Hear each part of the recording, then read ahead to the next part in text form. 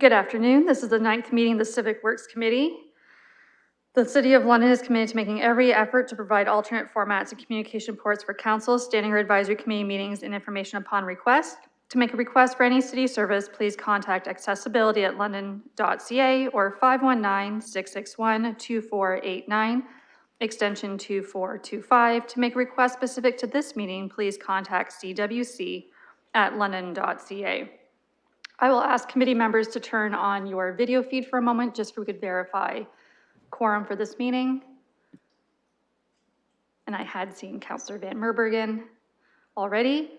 Just for committee members and the public's information, Mayor Holder is not with us today, and I have Councillor Fife Milar in chambers with me.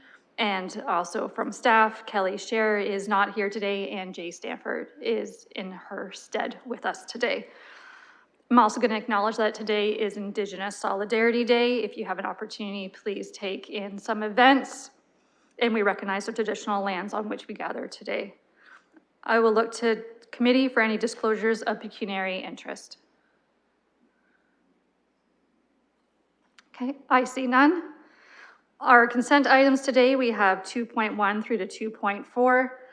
Looking to see if any committee members would like anything pulled separate. Councillor Van Holst. Yes, Madam Chair. Perhaps we could talk about 2.2 and 2.3.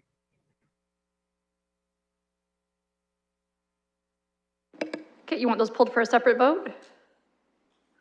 Or just chatting about them today?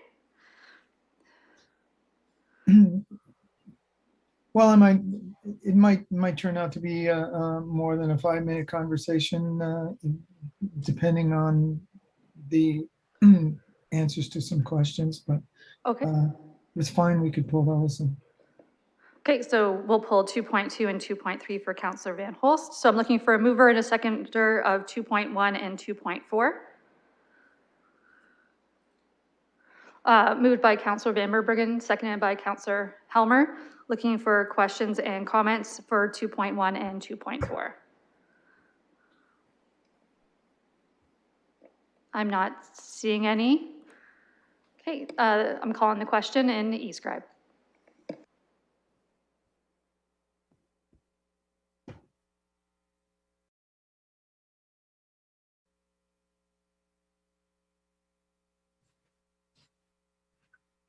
Closing the vote, the motion carries 5-0.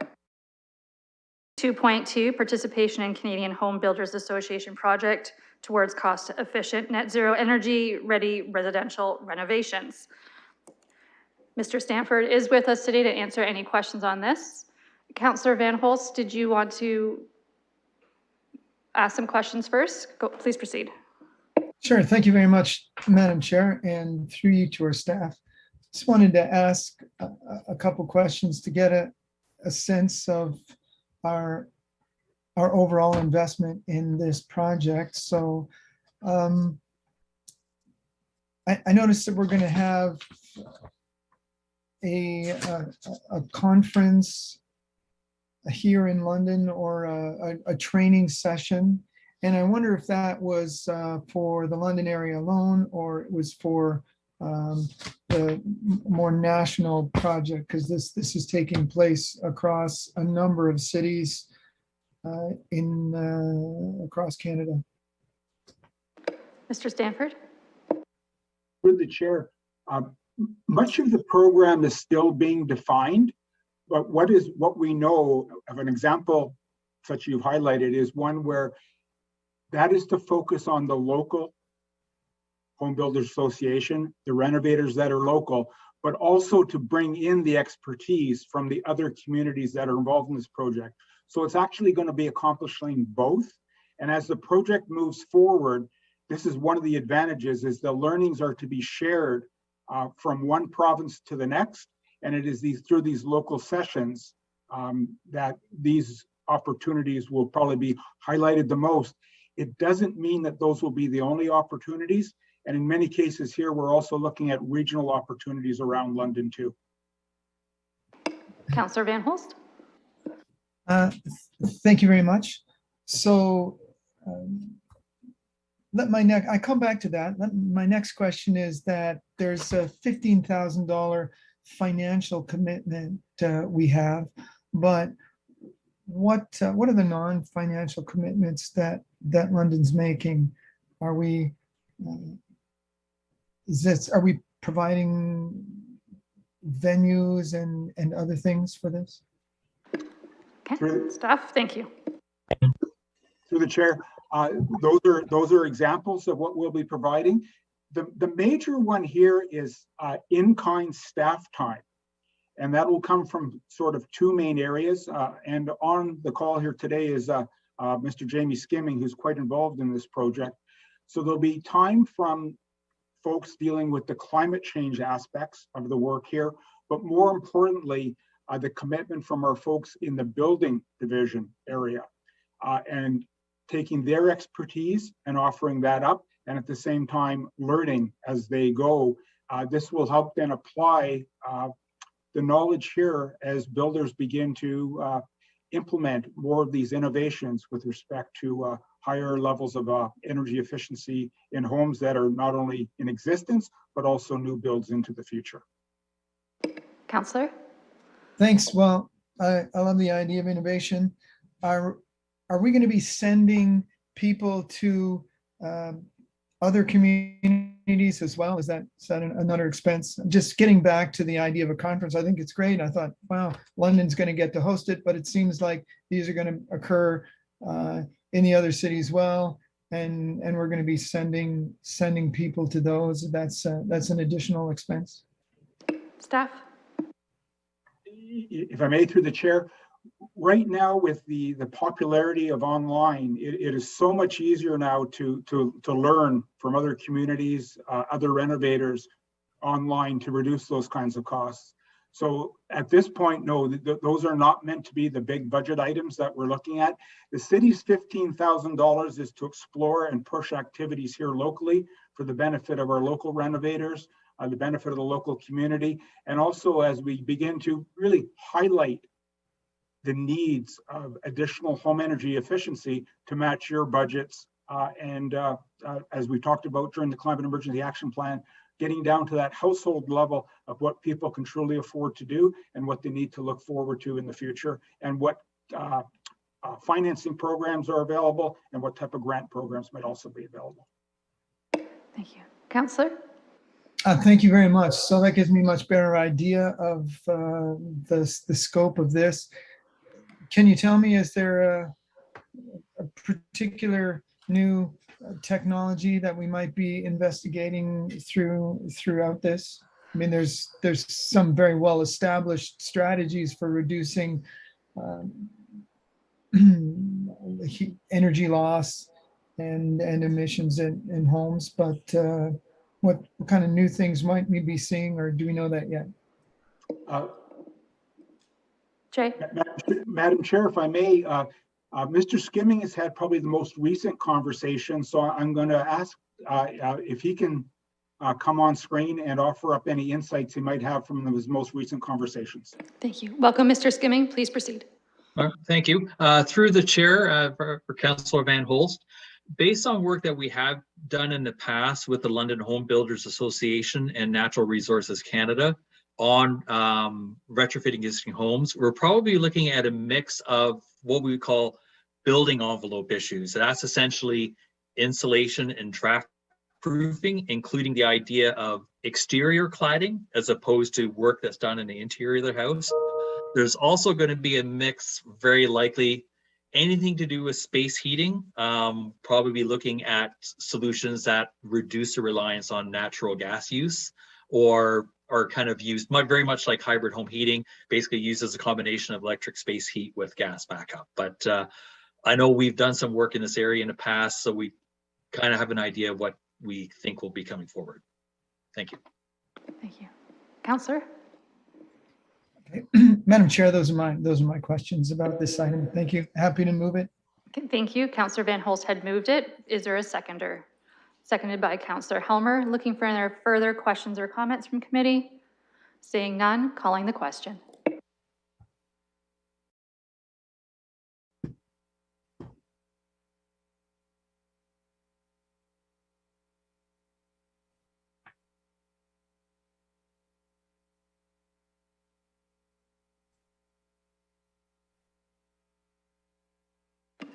Councillor Van Meerbergen? Thank you. Closing the vote, the motion carries 5-0.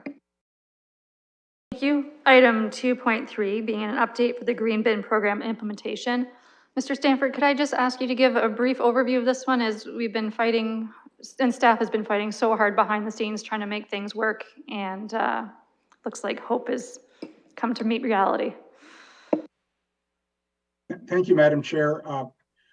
Over the last year, since we were before you when we purchased collection vehicles, we had hoped that we would actually have better news by now about the schedule of when those vehicles would arrive in London. And in fact, what we have is partial information. We can confirm now that we will have vehicles, about half of them that are required, about 13 in by April of 2023. Unfortunately, working closely with the vehicle manufacturer, they are not able at this point in time to identify when the next 13 vehicles will be produced in 2023. That is something we will not know until September of this year.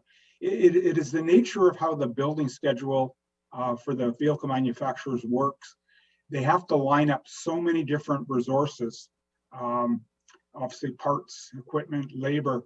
And right now with supply chain issues, well, not only in Ontario, Canada, around the world, these are items that have become extremely difficult.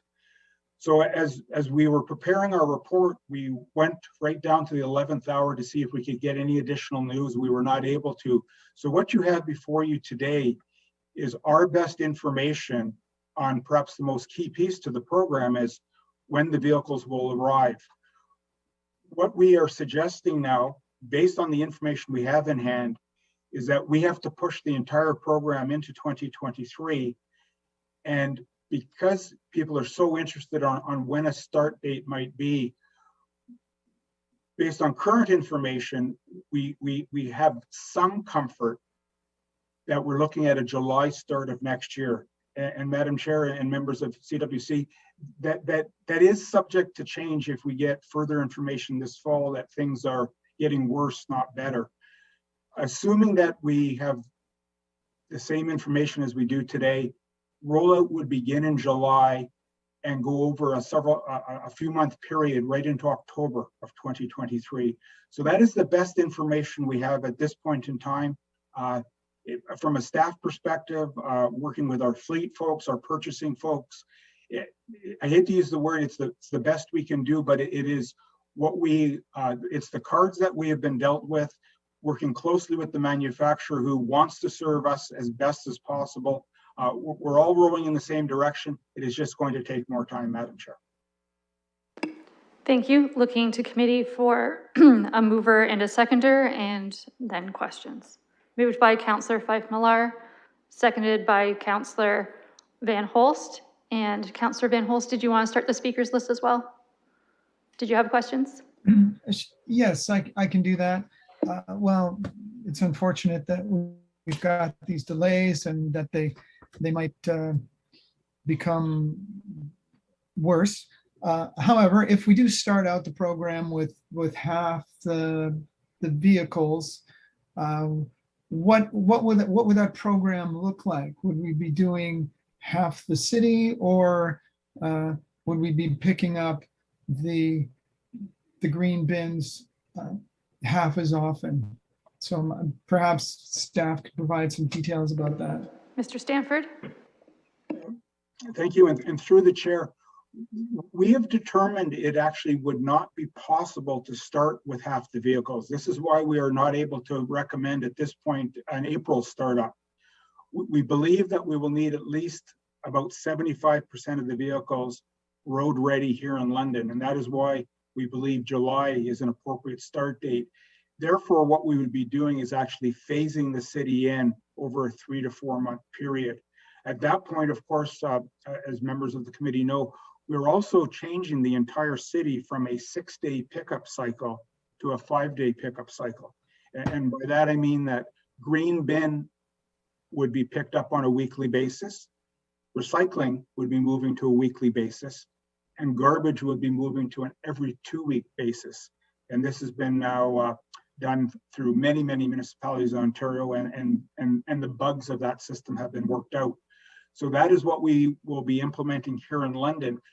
But to do half the city with the current service and half the city with the new service would be extremely problematic. This is why we have to have the majority of the vehicles in place. And that is why July has been picked as a target date. So it would not be a 50-50 split. Thank you. A follow-up, Councillor Van Holst?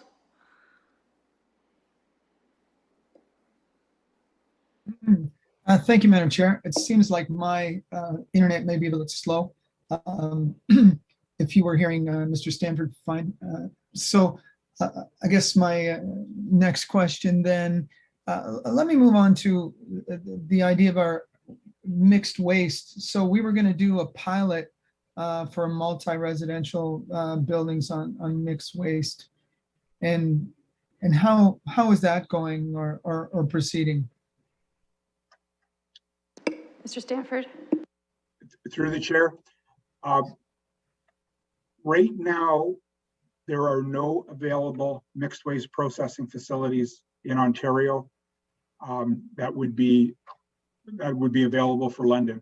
The last one closed its doors about 1.5 to 2 years ago. We have been in conversation with others that may be interested, but there is nothing moving in the forefront anywhere in Ontario at this point in time. What we have suggested in our report is that with the money that has been established for the pilot project, it was approximately $500,000, that our report coming forward in the fall would lay out opportunities to offer a different kind of program. It would be not quite obviously would not be a curbside green bin program for multi-residential sector, but it would be an opportunity for a number of apartment buildings to take part in a program where they would take the food scraps that are generated and bring them down to a central location somewhere on the property. That would then be picked up on a weekly basis. So that is one of the ideas that other communities have put in place that we are now currently looking at. We have not given up hope on a mixed waste processing facility being established somewhere in Ontario.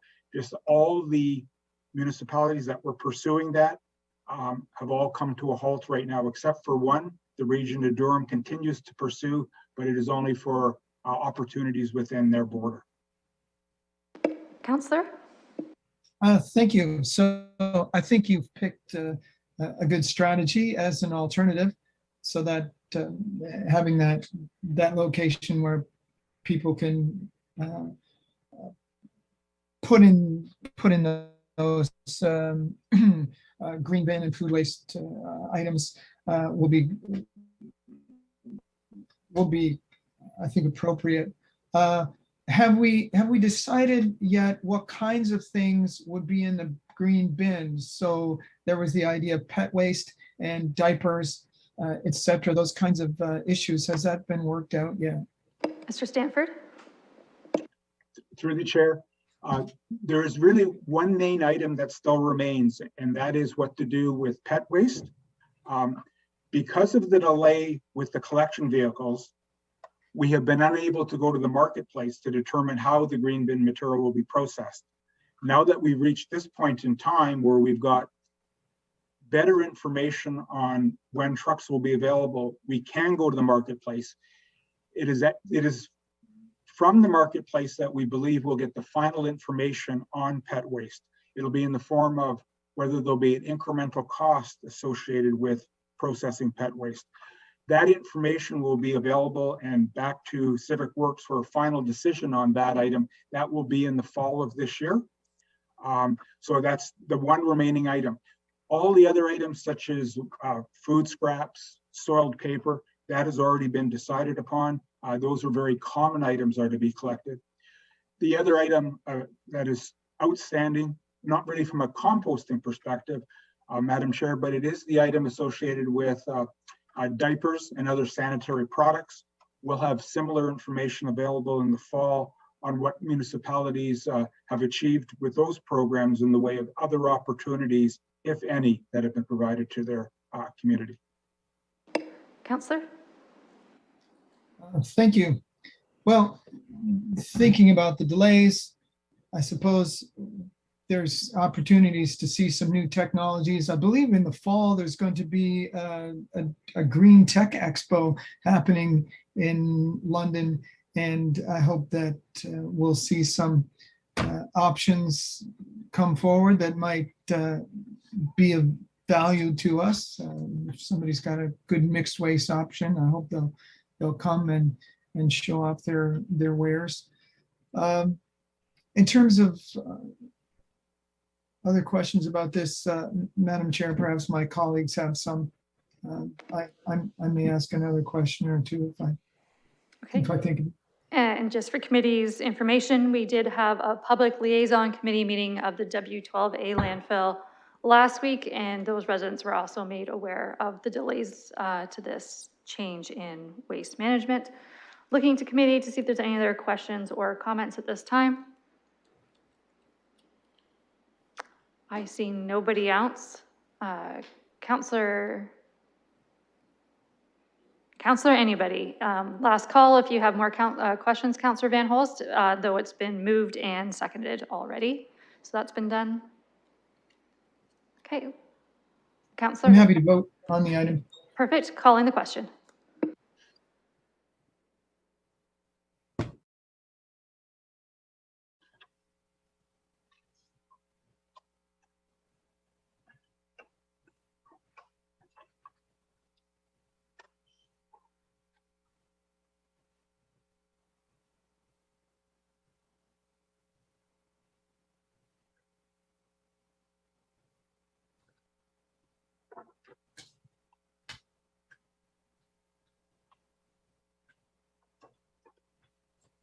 Closing the vote, the motion carries 5-0. Thank you. That concludes our 4 consent items before us today. Scheduled items, we have none. Items for direction, we have 2. 4.1, participation in provincial cargo e-bike pilot. Mr. Stanford, could you give a brief introduction of this one, and then we'll turn it over to committee for questions and direction? Thank you, Madam Chair. This is a project that started with the provincial government. They released what was referred to as a pilot project and provided some information to municipalities that may wish to consider implementing either personal e-cargo bikes or commercial e-cargo bikes. So we looked at the opportunity. It was part of an engagement process here in London back in 2021. And essentially, when we're talking about these e-cargo bikes, we're talking about bikes that are, well, electric, but also the cargo component is something that is quite large. It is a unit that is over 55 kilograms in weight. And I think it's actually easier if I could turn to the committee's attention on page 51. There's just a few examples of what these type of e-cargo bikes look like. These would actually function very similar to bicycles in the City of London. And from the pilot project perspective, once again, to reiterate, there's those 2 choices. There are ones that can be owned from a personal perspective, and staff are suggesting that this is something that should be considered here in London and that appropriate bylaw amendments be made. We're also recommending that a commercial program be established, one that involves licensing for the commercial e-cargo bikes. 1 or 2 municipalities, I believe it's Ottawa and Toronto, are already engaged in this. They have established programs, so we'd have an opportunity to learn from their experience as we have so far, as well as maybe adopt some of the materials that they have already put in place when it comes to licensing. These, we look at these systems as potentially some additional, very powerful choices for moving cargo in some very small areas of London. When I say small, very potentially confined areas like the downtown area, Old East Village area, but also in some other pockets around where the ability to move cargo for commercial purposes would be ideally done in a sort of a non-greenhouse gas generating opportunity. So from a staff perspective, we would like to support both programs moving forward and bring back to you, subject to committee and council approval, the relevant municipal bylaw changes and what our program would look like. This would go in place for a couple of years and be part of the overall Ontario Provincial Pilot Project, meaning that there would be a period of time before the provincial government made a final decision on its recommendations on how these would move forward in London, but would be part of the information base. Thank you. Thank you. The staff recommendation is A through D, looking to see if anyone committee is interested in moving the staff recommendation. No. Okay, so looking to committee, if no one, Councillor Van Holst. Thank you very much. I'm not sure that I'm interested in having London participate in the pilot. I'm satisfied that there are other larger communities trying to do this. And of course, that we will have to wait until the province makes a decision. So it seems to me like we could be wasting time and energy duplicating what other communities are doing. I did want to ask about the e-bikes themselves. I see that they can be very large. And I wondered, will these things fit in a bike lane that we have? And even if they did fit in a bike lane, those that can be 4 meters long, can they get around corners such as the ones where at Bridges and Hale, where we've put in the small medians to protect regular cyclists? It seems like these things would get stuck and create some problems. So I see some difficulties that we might experience with bikes that are 4 feet wide and 12 feet long. And so what can staff give us an idea of some downsides of these things? I recognize that an electric bike will have no emissions. However, we also have to avoid the other problems that they might pose as well. Okay, Mr. Stanford, a response, please. Through the chair, no, there definitely are some downsides, and that is one of the reasons for actually conducting a pilot project and being participating would be to see how these can be overcome. Now, in the case of a very large cargo e-bike, as you've identified, some bike lanes might not be able to accommodate that. But of course, they are permitted to be traveling along with other motor vehicles. So some of the restrictions would not be as difficult as one might think. Parking considerations will be very important. And of course, not blocking sidewalks, a variety of those things. Things that actually are in place right now when it comes to delivery vehicles would have to be structured specifically for this type of program. So we see that, yes, there are some barriers, but we do believe that the barriers can be overcome. We also believe the overall uptake in London would be light in the beginning.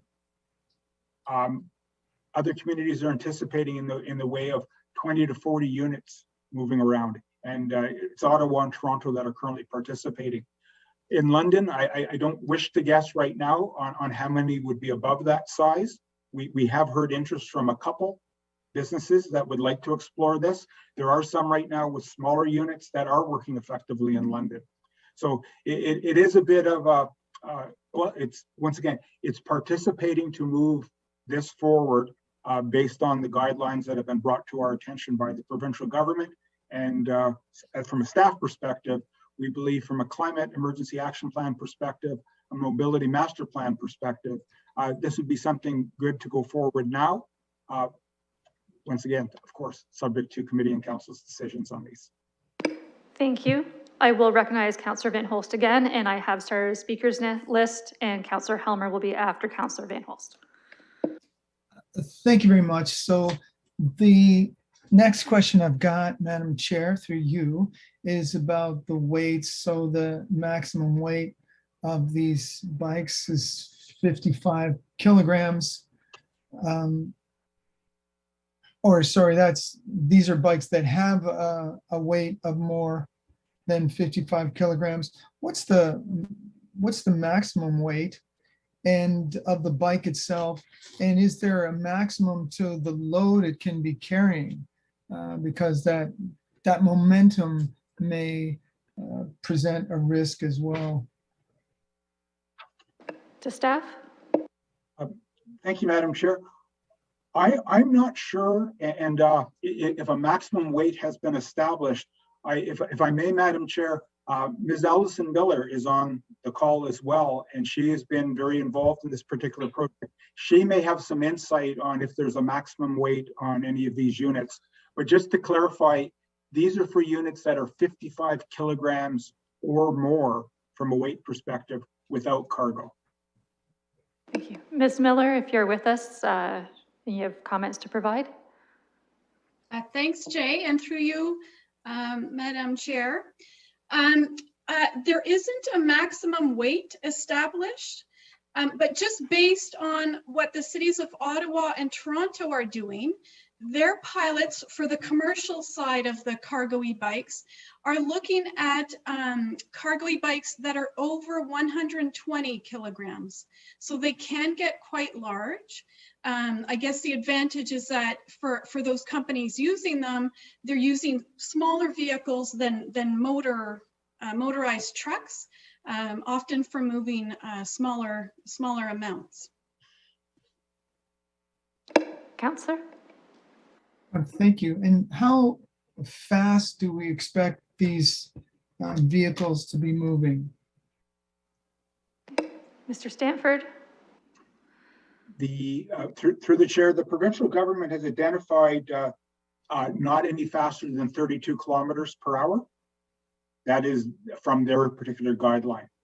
Should the City of London wish to have something different, that would be something that we would discuss with legal services as a bylaw amendments were prepared. Thank you. Councillor Van Holst? Okay, well, I guess I see two challenges there. One is the speed of the bikes, were they to travel in a bike lane, being too fast. And then the corollary would be traveling in a regular traffic lane, seeming too slow and prompting people to try to pass or do something unsafe there. So at this point, Madam Chair, I think I would just move A, that we receive the report for information. Okay. Councillor Helmer? And if anyone else from committee or visiting councillors, as we do have Councillor Hamu and Councillor Lewis and Councillor Hilliard here today as well, if you have questions, please just raise your virtual hand and I will add you to the speakers list. Well, I didn't hear a seconder for Councillor Van Holst's motion. Councillor Van Merbergen, was that you jumping on the speakers list or? Okay. So I'm going to move the full staff recommendation. I think it's a good idea to allow for the cargo e-bikes and to see how they work here in our city. I've certainly heard London described by many people over the years as a great test market for lots of great ideas. And, you know, we're not a huge city like Toronto. We're one of the fastest growing cities in Ontario. And I think if cargo e-bikes can work well in doing deliveries here in London, they probably can do the same in many different kinds of communities. I think we've got some examples already in London of businesses making use of this cheaper and more environmentally friendly way of delivering goods. I think about On the Move Organics, for example. They've been doing this for a long time with a relatively small cargo bike that moves groceries around to people, local organic food delivered in a very cost-effective and environmentally friendly way. And I think we should be encouraging that kind of innovation in our city, and certainly not getting in the way of it by refusing to allow that sort of thing to happen, or to participate in a pilot like the province has offered. The pilot is scheduled to run until 2026, so just sort of waiting and seeing is actually waiting for quite a long time. And I'd like to see us move ahead. The costs are minimal. I think the opportunity is a positive one. Why not go for it? So I'll move the staff recommendation. Hopefully it's a tremendous success here in London, and other municipalities can learn from our pilot. Okay, that was a mover, and I see Councillor Fife Milar has his hand up with a second. And when it comes time, I will have the clerk separate A out separately from the rest, as that was Councillor Van Holst's interest earlier, to allow committee to vote as they wish. Next on my speakers list, I have Councillor Van Merbergen.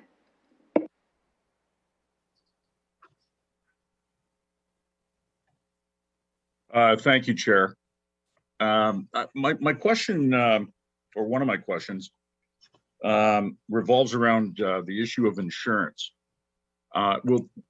Is the province specifying what is required for insurance on these vehicles? As has already been discussed, they can be relatively large, and there could very well be the odd accident here and there, and that raises the specter of liability and insurance.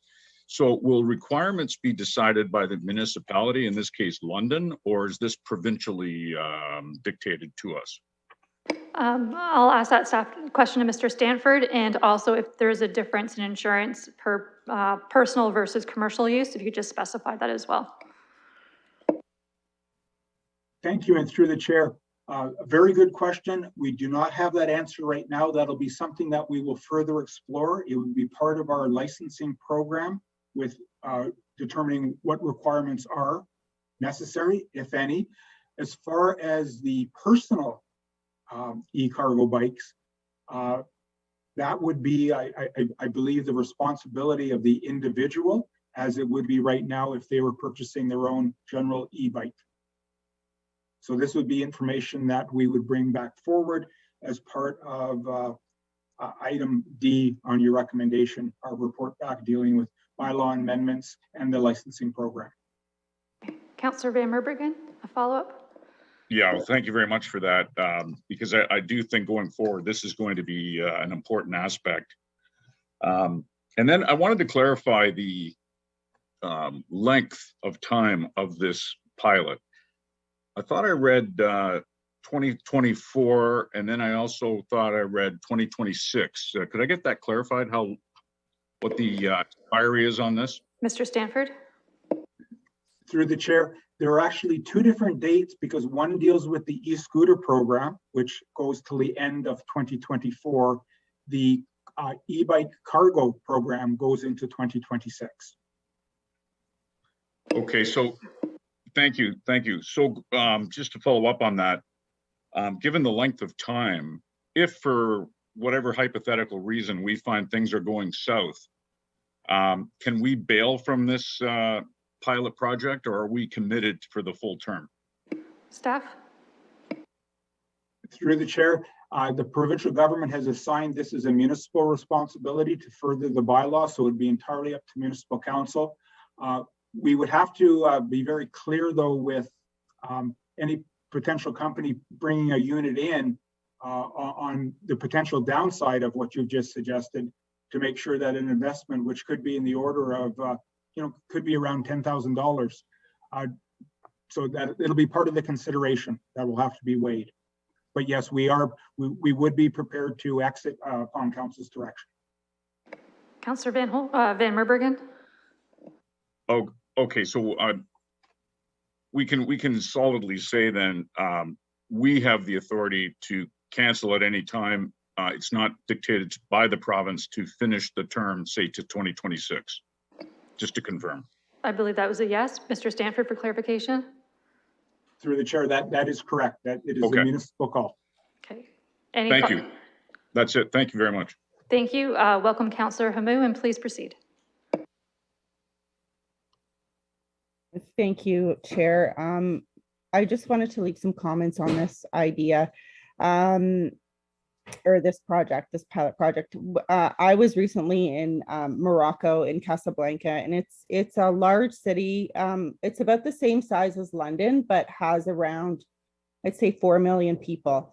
They use this service and it works really well. They don't have dedicated areas for these types of bikes, but it's shared with other types of bikes, and it works well.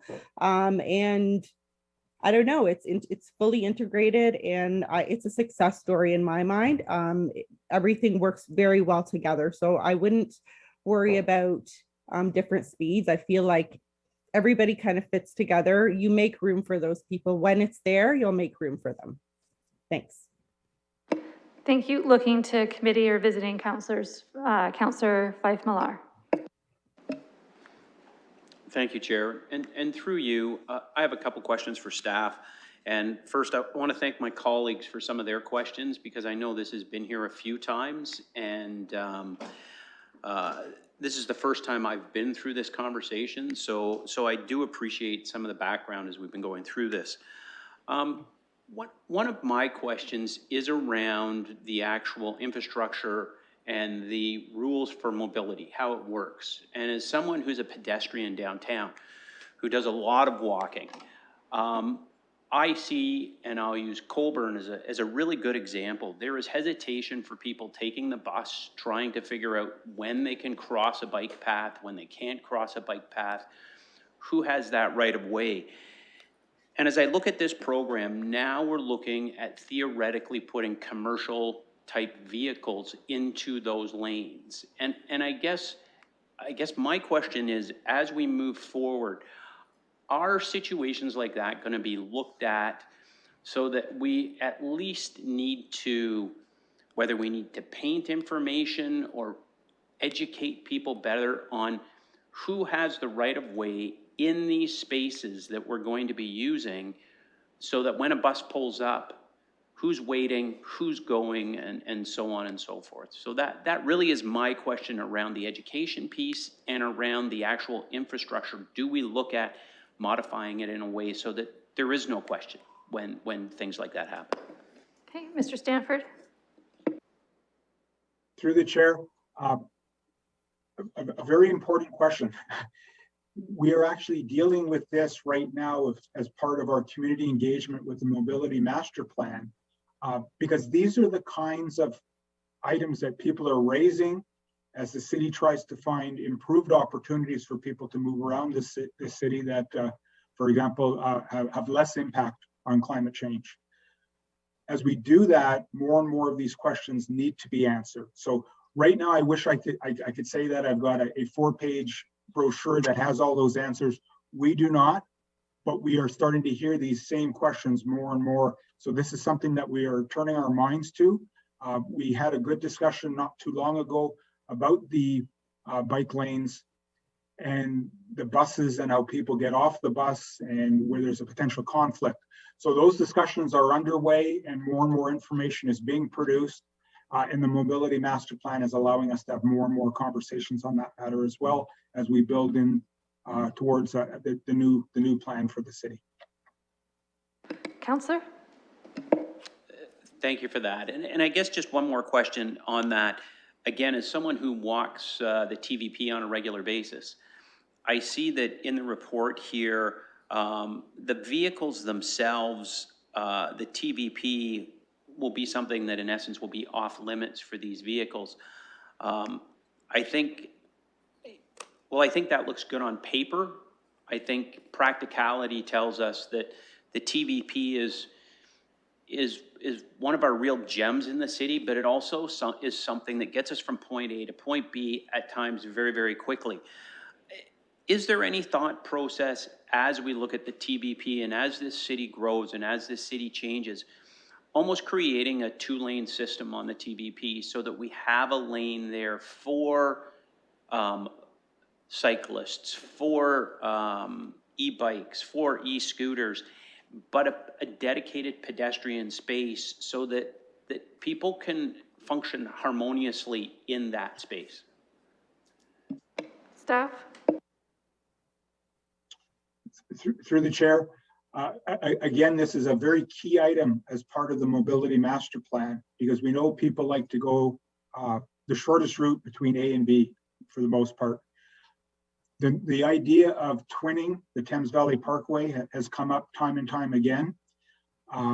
Some areas of the TVP do represent opportunities for a twinning. Other areas, unfortunately, do not.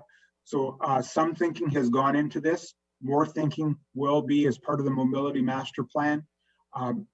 What is also emerging too is that any type of changes in the TVP, of course, go through many, many different types of approvals, given the nature of what we're dealing with, as well as the cost point associated with that. So these are items that we don't have answers today, but will be and are being considered as part of the mobility master plan. Where can we help people move around more quickly? And what are the areas that need to be protected and kept as is? All key parts. A follow-up? No, I'm good. Thank you. Thank you for those answers.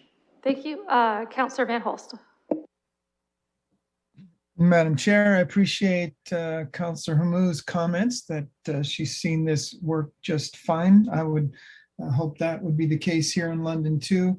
I think a big issue in terms of all of these types of vehicles with respect to pedestrians is it's just courtesy. If we could, if London's were courteous drivers, and I'm not sure we have a reputation for that, but that would solve a lot.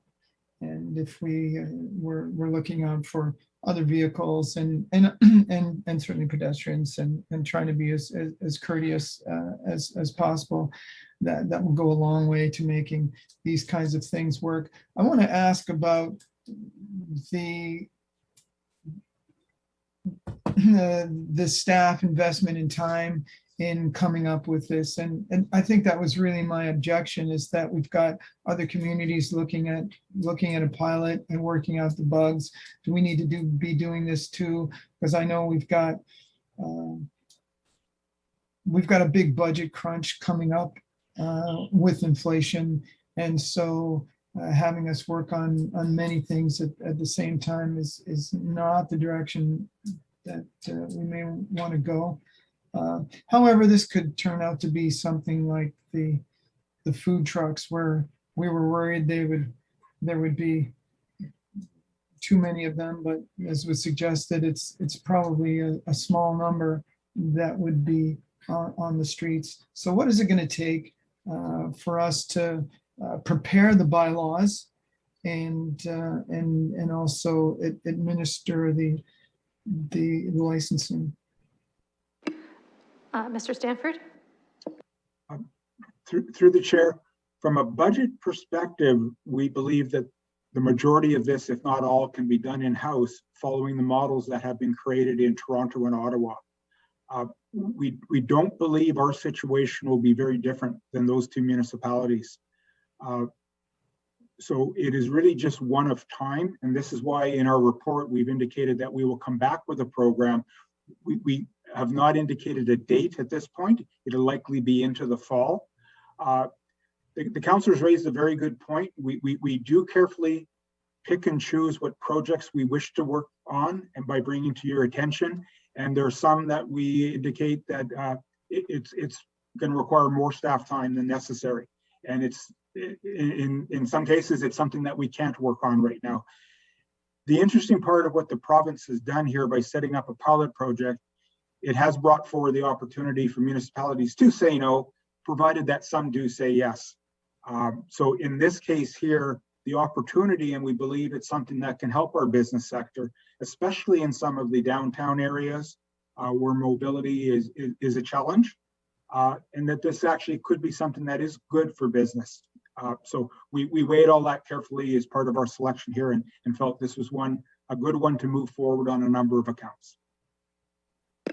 Councillor, a follow-up? Yes, thank you. Regarding the timing of receiving it, if we get a policy in the fall, when do you see rolling out the program or actually doing the licensing?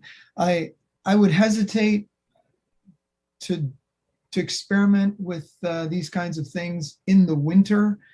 I think spring might be a good time to start, but there might be some other challenges that we have with snow, because certainly these aren't going to be, well, they're not going to be four-wheel drive because they've only got three wheels. So maybe staff could just comment on when that might be rolled out. Okay. Mr. Stanford? Through the chair, very good advice on timing. We were looking at a program for spring of 2023, provided that we can get all the information together and have any unanswered questions answered. So that is our plan. It would be for spring implementation. We would, over the winter, reach out to a number of groups that have expressed interest in this particular mode to gauge what would be required for them to have something in place for next summer, or maybe it even takes a little longer than that to make that kind of business decision. Councillor, are you satisfied? Yeah, one more question, if I may, Madam Chair. So Councillor Helmer has described one kind of business that has made use of this. You described, and through you, Madam Chair, and Mr. Stanford, he was suggesting that they've been in contact with some other businesses. Can you give us a sense of what those businesses might be and how we could expect to see this program exploited in the future? Mr. Stanford? Through the chair, what we've learned from, for example, through the City of Toronto, of course, is a couple of their companies that have signed up, one being, I think it's Pure Later. Of course, they have operations in many cities around the world. So those are the kinds of opportunities where someone exploring this work in Toronto or Ottawa we would reach out to them to indicate that London also has this particular opportunity, because they would actually already have the experience with different types of e-cargo bike arrangements. Locally, as Councillor Helmer pointed out, on the Move Organics is already doing something like this. We're aware of one of the bicycle shops already having a mobile maintenance vehicle. And we've heard from a couple other bike shops that might also explore that opportunity of moving tools around to where services are required. So it does represent, I would say, a very small way in business opportunities, but at the same time, it creates that forum for others to explore on what could be done in a very environmentally friendly way. Very similar to how people get out of the gate with car share, bike share, all these kinds of systems begin by the city setting the stage and welcoming these kinds of opportunities. And in this case here, staff believe this is one that would be good to work on, because the uptake will be small to start off with, but actually that might be very advantageous because you can work out the bugs together. Okay, thank you. And if I may, Madam Chair, you can leave those all together. I think I've been convinced that this might be a good thing to experiment with, and I do like experimenting. I would ask, though, just as one final clarification, this is different than people who have an e-bike with a trailer. So we see that often in the city too, somebody who's got a bike or an e-bike and a little trailer behind it. That is not this kind of program. Mr. Stanford? Through the chair, that is correct. Perfect. Thank you. Okay. That has exhausted my speakers list. So last call, Councillor Van Merbergen. Thank you, Chair. I mean, when you take a step back and look at this, especially when you see the report with the photos, it's almost like you're looking back in time about 150 years ago or so. when of course commerce was conducted like this. And then we look at ice cream bicycles that I believe are still on the roads, like the old Dickie D's and other such purveyors of frozen treats that the kids love. I mean, they've got to be at least 60, 70 years that they've been on the streets. And as I mentioned, they may still be on the streets. How are they governed now? Like, for example, these ice cream bicycles, what governs them, and what's the difference between what they're doing and what we're planning, other than this small electric motor, I believe? Mr. Stanford, any comments on the ice cream history in London and where it's at now, and licensing of what they're doing now? Thank you, and through the chair, I am actually officially stumped because I do not know. I will see if Ms. Miller might have that answer. If not, it will be an answer we will get you. Okay. No, that's fine. It just seems to beg the question because they look like this. They're cargo bikes, and they just happen to carry ice cream, and they've been doing it for decades. So I'm just curious how they're governed. Yeah. Through the chair, I don't believe there's anyone from business licensing, but it might very well be as we do with hot dog vendors. Unfortunately, I just don't have that answer, so I would hate to guess. That's fine. Thank you. Now I'm picturing an electric cargo hot dog vendor cart for street meat going around the city. And now, is it a food truck or a cargo bike? Okay, seeing no further speakers, and obviously it's past lunchtime for me, calling the question.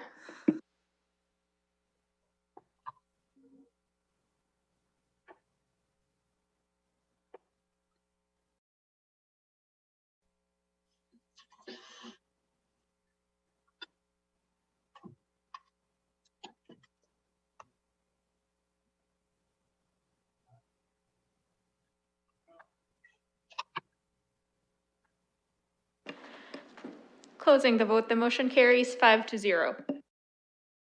For that, our second item under items for introduction is 4.2. This is a participation in provincial e-scooter project pilot. My recommendation on how to handle this one today is Mr. Stanford's going to give a brief 2-minute presentation on what is before us today. And then there are 5 people have actually requested delegation status in front of CWC today. One of them's not here, so at that point, I would look to committee to see if you'd allow those 4 people who are with us here today and are ready to make their comments to us after Jay's had his opportunity to speak. So Jay, please proceed with your brief introduction of what's before us today to get us on the same page, and then we'll hear from the public as committee decides. Thank you, Madam Chair. So your report item 4.2. This highlights once again a provincial government pilot project that was launched in January of 2020. And it was a 5-year pilot, so essentially it goes till December 2024. And like the e-cargo pilot project, it opens up 2 opportunities. One for a municipality to consider personal e-scooters, something that actually is available for purchase right now in London and across Ontario and very much in other locations. The other pilot project opportunity is one referred to as e-scooter share. And so essentially that is a operating system where e-scooters were brought into a municipality under a sharing arrangement, very similar to what other communities have done with bike share systems. So in conversation and a report back to CWC, and I believe it was early 2021, we highlighted a potential opportunity in one or both these opportunities and brought them to the community. And in fact, our research involved a number of different points of information. We learned from municipalities both in 2021 and 2022. We've reviewed information submitted to us by vendors of e-scooter systems. We reviewed a number of online sources, as well as information provided to us by members of the community and other municipalities and representatives in those municipalities, including community groups and other representatives from organizations. We heard from several of our city advisory committees on this matter, as well as we ran an engagement process through our Get Involved website, all in 2021. So what's before you today it's both parts of this pilot project. For the personal e-scooters, we looked at 3 opportunities, allowing them basically as is, including updating the bylaws, allowing personal e-scooters with additional restrictions, plus of course updating the bylaws, or do not take part in the provincial pilot project, which is an opportunity.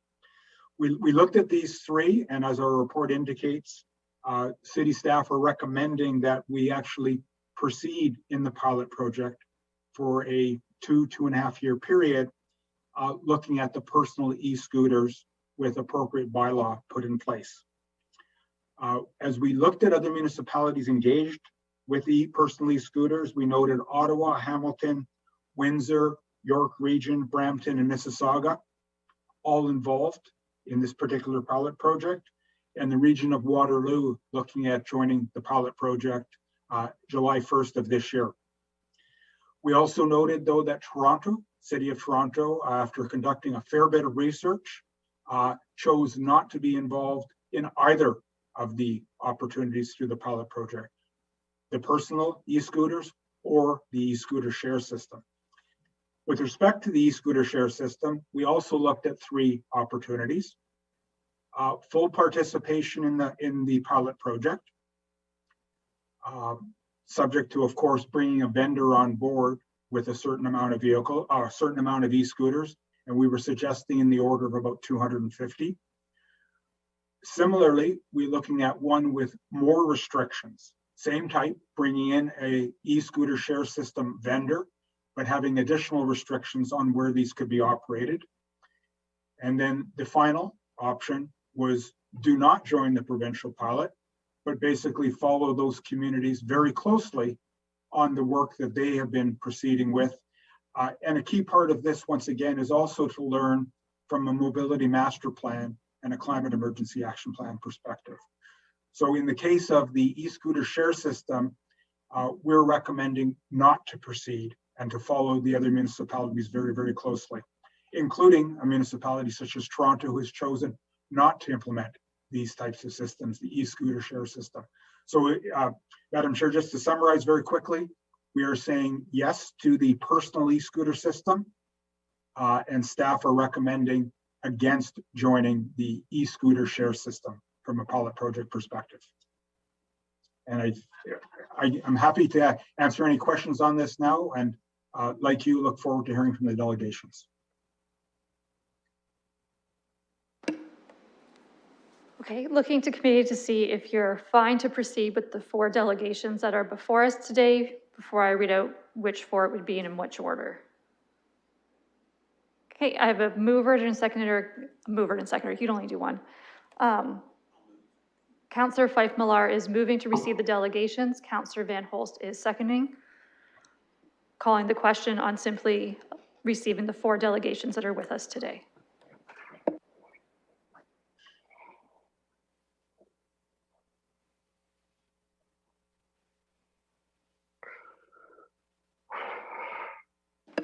Councillor Van Holst, your hand has risen. You okay? Oh. I'm sorry, Madam Chair, I don't see my hand up. Am I stuck? We're good now.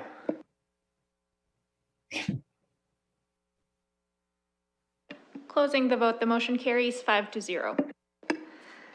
Okay, thank you. So we will receive our delegations today. There are 4 with us today. For each of our delegates coming with us today, you have 5 minutes, and you can make your comments or say what questions you would have. Those staff will not answer you directly, and then committee will finish debating this after we've heard what you've had to say.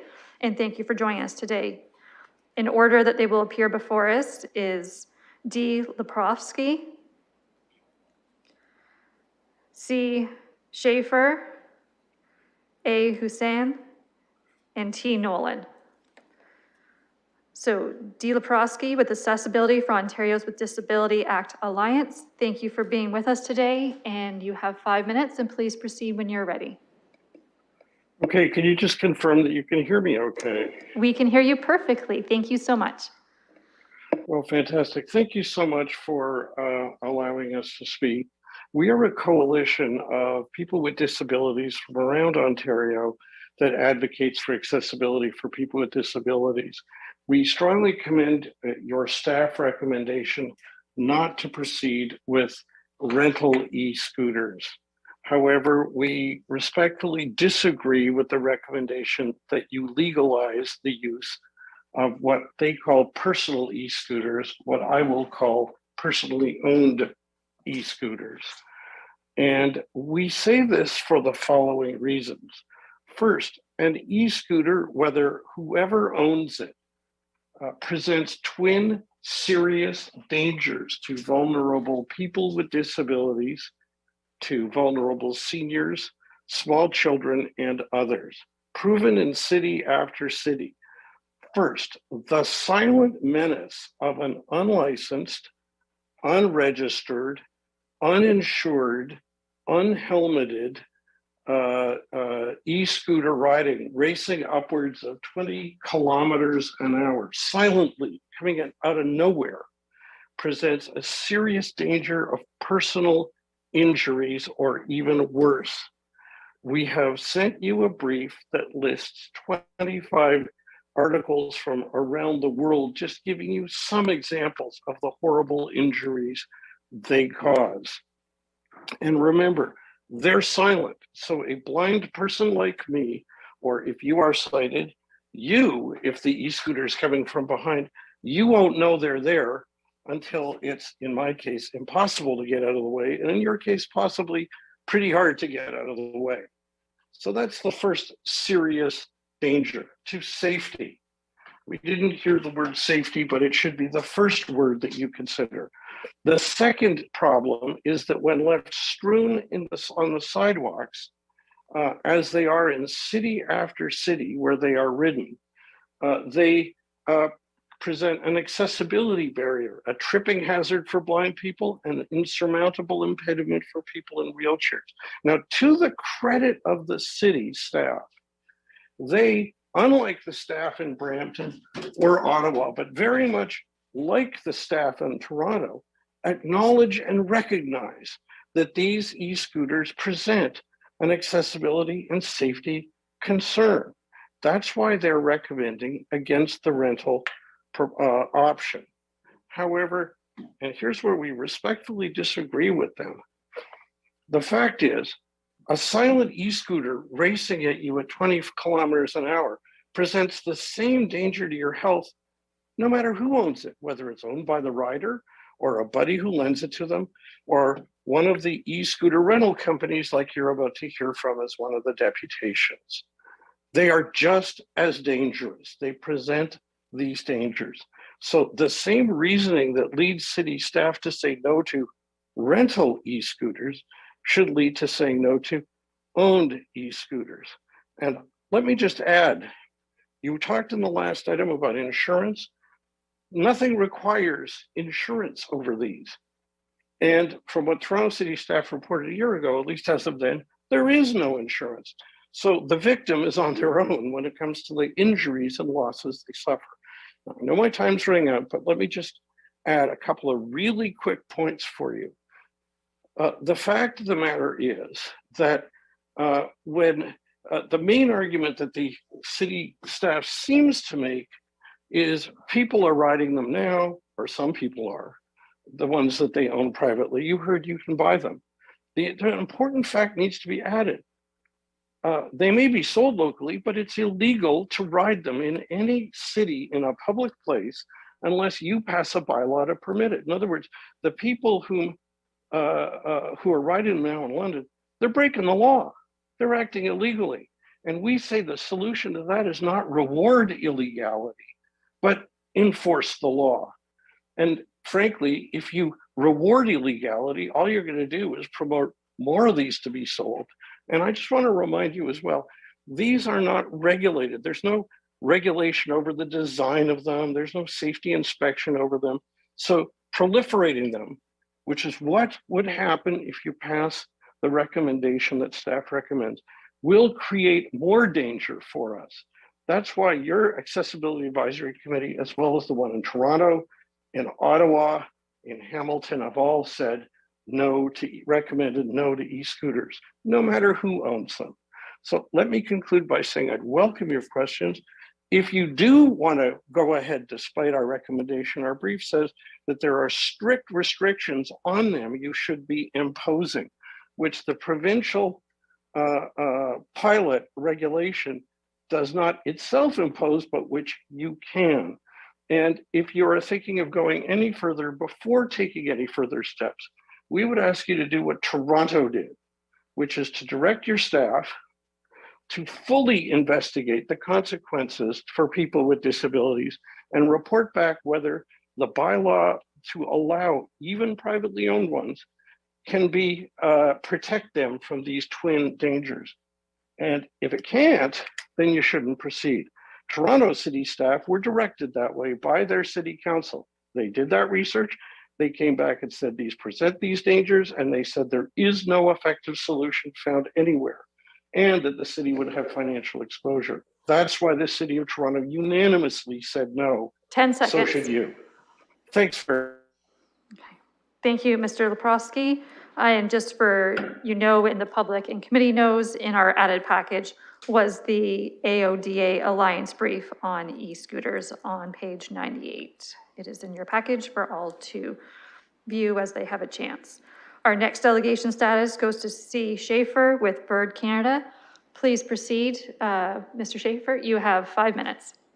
Chair, before you start the time, are you going to share my presentation deck, or do I need to do that via Zoom? Yeah, you can just speak to it. It has been shared with us for anyone online. It is starting on page 111 of your added agenda. Sure. Do I, though, share it via You cannot Zoom? share your screen.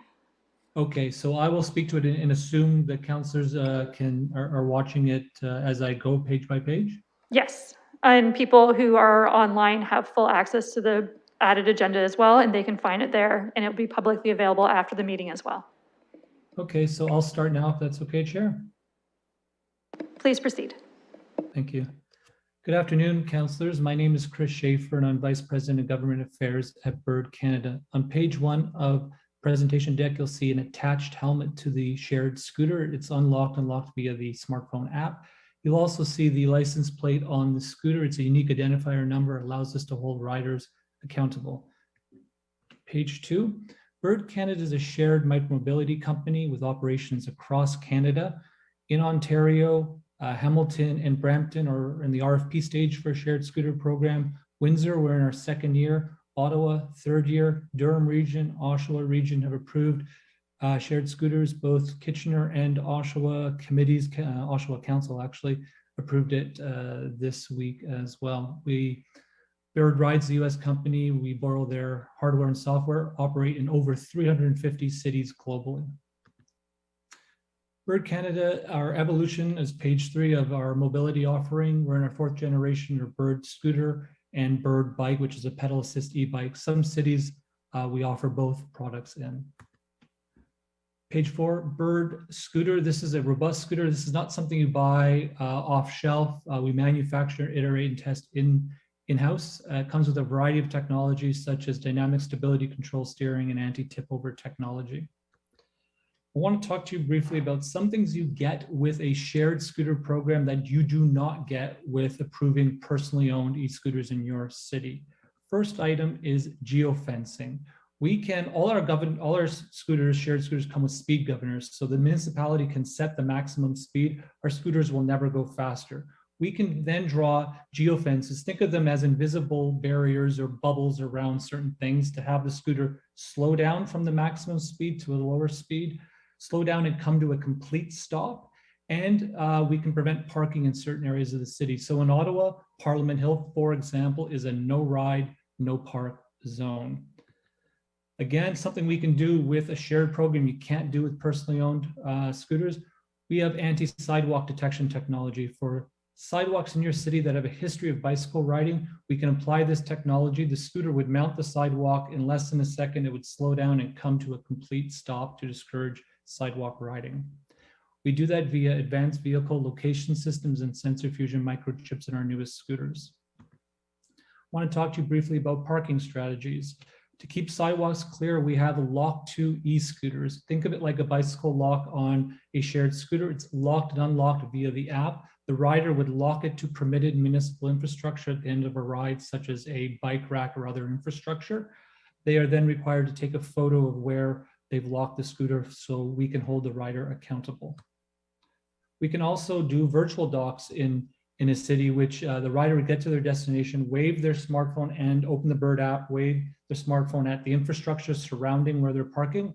It would locate them whether they're inside a visible virtual dock. If they are, the ride ends. If not, the app gives them instructions about where to park properly within that virtual dock. We follow all of that with robust rider education in person at events, educating the public. We also follow that up with in-app tutorials, videos, quizzes, safety message, safe street patrols of uniformed staff patrolling our operating zone daily.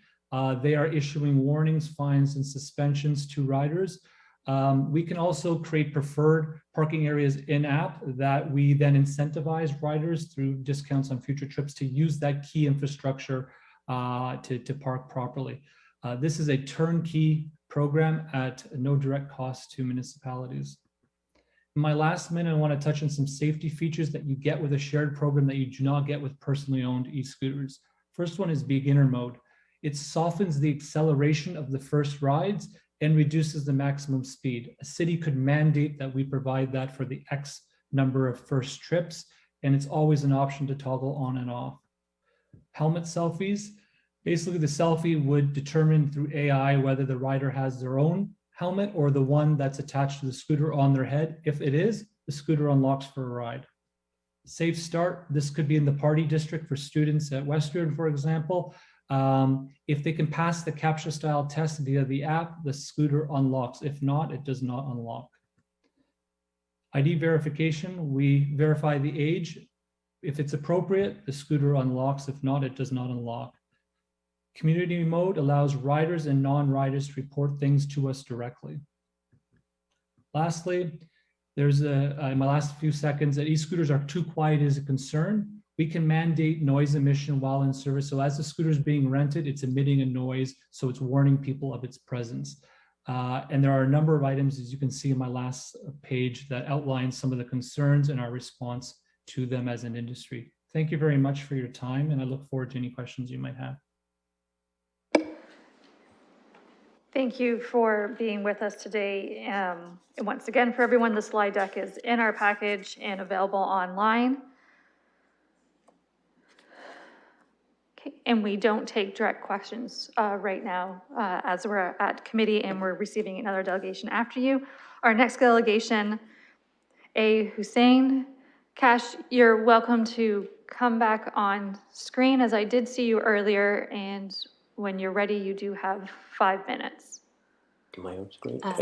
Can you hear me? Yeah, we can hear you perfectly. Wonderful. I don't know if my screen is on or not. It is not, but it's your choice if you want it on or not, and you're just coming on like perfect. You're there now, and we can hear you perfectly as well. Wonderful. Thank you ever so much. I welcome the opportunity to speak with you today. I want to, I've forwarded you my written response, and I will speak to that briefly. But I want to start by commending staff on the recommendations that they have submitted, namely the not to approve the rideshare program. Mr. Lepofsky has clearly provided you with a great deal of detailed information on the challenges we will face here in London. And it is no different than those faced by others, communities, whether they are here in Canada or abroad. What I want to do is to bring the issue home, right to London, so that you can understand what could potentially happen should the privately owned electric scooters be permitted for use here. The question one has to ask is who will be using these devices? Will there be children who will be out there riding along with their parents? Will it be seniors who will want to take these devices to church or to do their groceries? It's unlikely that it'll be those individuals. It'll be our youth and young adults. They're the ones who are the thrill seekers. They're the ones that will want to experience the speed and such of these devices, and they will use them to get those thrills. Whether it is privately owned or commercially owned, it'll be those youth and young adults that'll be using these devices. The speed at which these scooters travel is immense and can pose a danger to those of us on the sidewalks. While the previous speaker has mentioned that rideshare scooters have geotagging on them so that they can they're not permitted in certain zones or they're not permitted in sidewalks. None of that is working equipment. It is all under the experimental stage and is still being reviewed and tested. City of Ottawa has a lot of experience with this, and they are not happy with what the results are being given to them.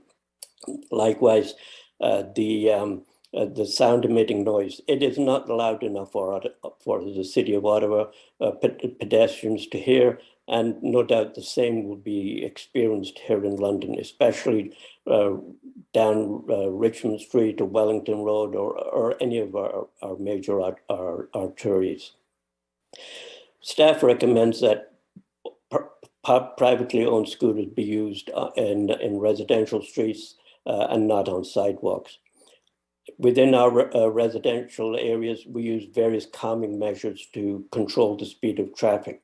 One of those is speed bumps. Can you imagine a e-scooter riding down a street, coming to a speed bump and trying to negotiate over it? The small wheels, the short wheelbase just will not make it go over that space, over that speed bump, and people will experience falls and injuries and who knows what else. It will force individuals to ride these devices on our sidewalks and therefore still remain a menace to pedestrians. We have already heard that we don't want that the Thames Valley Parkway is a lovely piece of pathways within our City of London. Introducing and allowing e-scooters or even banning them from them will not necessarily discourage people from going out there, because they will go out there. They're riding under licensed units right now. So what will be the difference if they ride them on the parkways? Well, will these e-scooters be ridden downtown? For sure there will be. Our youth and young adults will take them to go wherever they want to go, and they'll come into our downtown core. And once they see Dundas Place, that clear stretch of asphalt that's been laid out there so smooth and fine, they will use that as a drag strip. And while we may want to sit back and say, no, that will never happen, I can guarantee that it will happen. There'll be folks out there who will want to test the speed at which these things can go. And the end result will be that visitors to downtown will eventually decide it's not a safe place to go, and it will discourage others to come, and it will have a tremendous negative impact upon our businesses down there who have already been struggling and do not need any more discouragements to have people not come into the core. 30 seconds. Thank you.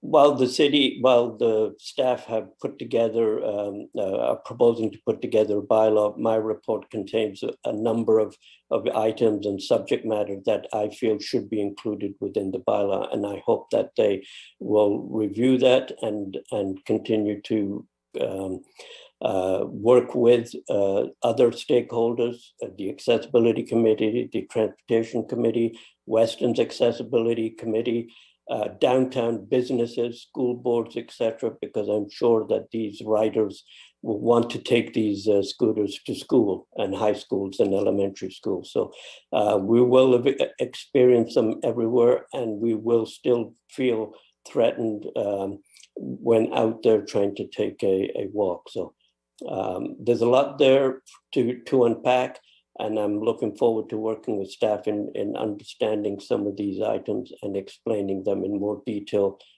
with them as I get that opportunity. Thank you. Thank you, Ms. Haynes, for being with us today. Our final delegation today has 5 minutes as well, and it's T. Nolan.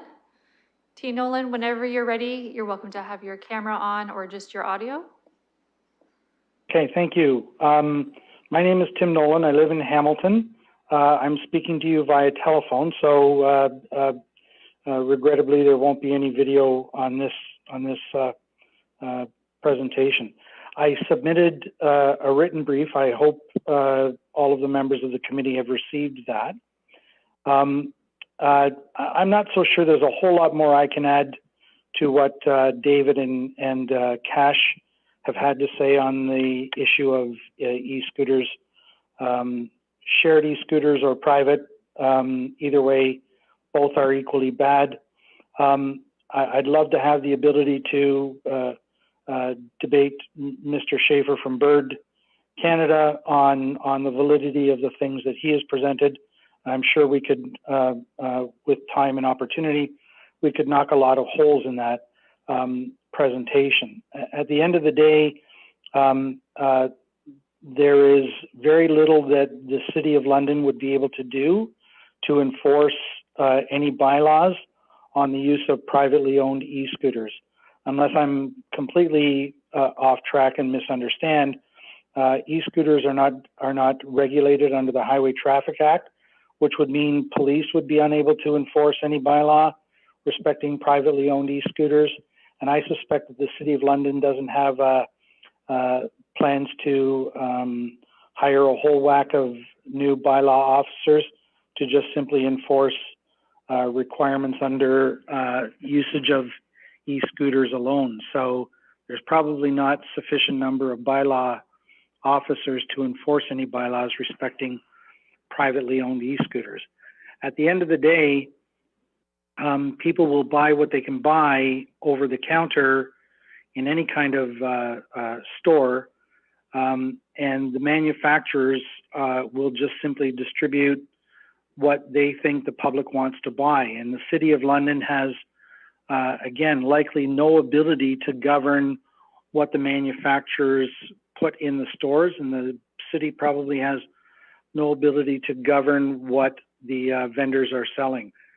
So e-scooters are problematic. They're problematic for people with disabilities. They're problematic for seniors. They're problematic for everyday pedestrians. E-scooters are a mode of transportation. They are not just simply for fun. If people want to use some kind of device similar to an e-scooter for fun, go get yourself a skateboard or go get yourself a stand-up scooter without any electric propellant to the scooters. I'm sure many of you city councilors probably had scooters when you were youngsters, and you had fun using those. But if you turn them into electric vehicles, I think you're just heading for disaster. And to be able to control the behavior of people into when they use them and how they use them and where they use them, whether they're wearing a helmet or not wearing a helmet, your control will just simply disappear, regardless of every effort that you make. So the best way to deal with the e-scooters is just to simply prohibit their presence on the streets and the sidewalks of London. So thank you very much for giving me the opportunity to speak. I hope you don't make the same mistake that Hamilton and some other municipalities have made. Here's your opportunity to to do the right thing. So thank you very much. I'm happy to address any questions. Thank you, Mr. Nolan, for joining us today, and we do not do back and forth with questions in this format, but thank you. And we do have your communication in our package for everyone here at committee today can see it, as well as the public, and then full council will see this and has full access to this information as well. That concludes our delegations today, as one person had requested it and had to withdraw their request as timing did not work out. So looking now to committee to see how you would like to proceed. Staff recommendation is divided into 4 parts, so we can certainly discuss it all or in part. That is up to committee's will, and I am at your pleasure.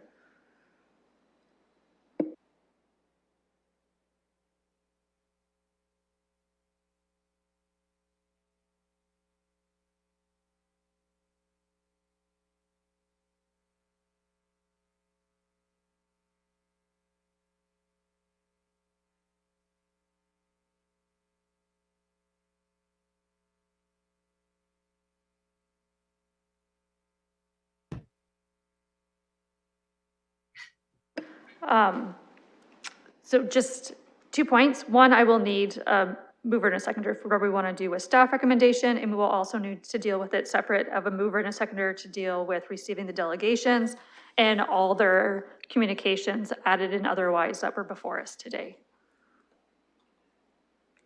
Councillor Fife Milar. I'll move receipt of the delegations and the information supplied.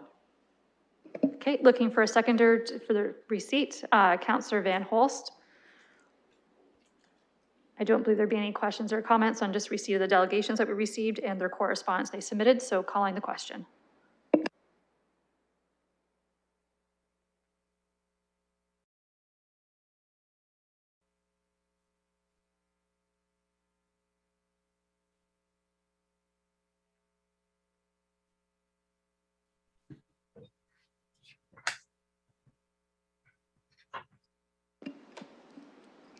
Councillor Helmer.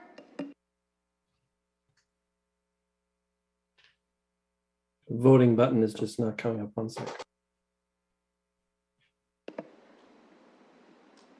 If you need to vote verbally as well and manually, that's fine too. Closing the vote, the motion carries 5-0. Okay, thank you. So that leaves us with what to do with the city staff's recommendation that's before us for the participation in provincial e-scooter project. A is that it's be received. B, that the Civic administration be authorized to advise the province that we're going to participate in personal e-scooter portion of the project. That would end on December 2024. That C, if Civic administration be authorized to update any relevant municipal bylaws to incorporate e-scooters for personal use. And D, that they're directed to monitor other municipalities involved with the provincial e-scooter share program for the purpose of obtaining details pertinent to the launch. Such plans to this climate emergency action plan, mobility master plan, and the London plan. So looking to committee to see what questions you might have of staff or how you would like to proceed.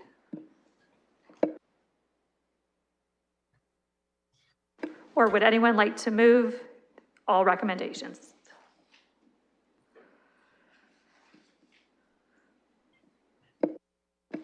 Councillor Van Holst, what's your thoughts? I would start with some questions, Madam Chair. Absolutely. I'll start my speakers list and I'll start with Councillor Van Holst. Thank you very much. So it seems our biggest objection is the safety concerns with respect to the people having sight limitations. Mind you, these kinds of things can sneak up from behind on anyone and be surprised. It's similar to bikes, and then I suppose the more silent vehicles, which I suppose could be these new cargo e-bikes. or EVs. So there's going to be a similarity in many of these things. But maybe my first question is going to be how we distinguish these between the non-motorized little scooters and the e-scooters. So if we do some kind of a pilot program for any scooter, how do staff see them as being different, or how they should be treated differently? The electric versus the non-electric. Yeah, Mr. Stanford.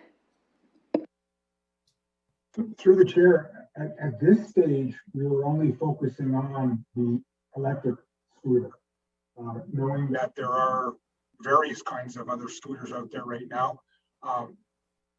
We can include both as part of our report back on amendments that would be required. We do think there is quite a difference between the two. One of them being, of course, speed. So our focus, once again, just to repeat, was going to be the kick-style e-scooters, but we can expand our report back and any bylaw amendments for consideration to include all scooters as well. Councillor Van Holst.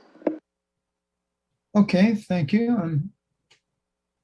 I'm not sure that that's necessary. It's not something I'm necessarily asking. So let's talk about the issue about these things being on sidewalks. Is it, do we believe that we would prohibit those from functioning on a sidewalk? Staff? Through the chair, yes, that would be the goal. They would be prohibited from the sidewalk. We would treat them like, in many ways, like a bicycle. Noting that bicycles are at certain ages are permitted on sidewalks. So this is where we have to be very, very clear with our information. Now, it is also important to recognize that they could occur on a sidewalk. That is just what we have to recognize in a municipality. There are those situations that occur. We can't prevent them all. We can put in place a reasonable, to the best available education and awareness program. But no, there will always be a safety element here. There is that associated risk that comes with a program of this kind. It exists right now with the e-scooters that are out there that are unregulated. So essentially what we're trying to do is to regulate this as best as possible, knowing there would be consequences associated with a bylaw, but we just have to recognize that the ability of enforcing a bylaw is a challenge. No doubt about that. We can't ignore that. We do believe, after we've gone through all our information, that proceeding with the pilot over the next essentially two years and a bit is worthwhile in London, as we will have that local information, that local knowledge. And that is why we put forward that recommendation. If I may, Madam Chair, as we heard a lot of good things today, a lot of very important things. We would do our best to address that as part of bylaw amendments and our report back. So it's the decision today is to go that next step. It is not to actually permit them in London. It is to go the next step of developing an appropriate bylaw to the satisfaction of Civic Works and Council. Councillor? Thank you, Madam Chair. Perhaps my colleagues have a couple questions. Okay. I had one quick question. A resident had reached out and asked if the speed limit signs are posted along the Thames Valley Parkway for all users to be aware of.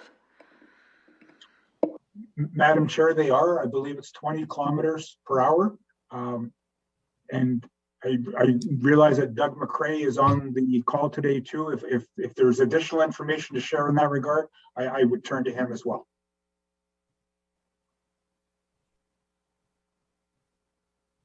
Nothing to add, Mr. Stanford.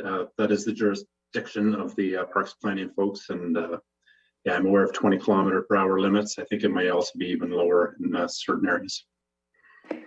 Thank you. Next on my speakers list is Councillor Fife Milar.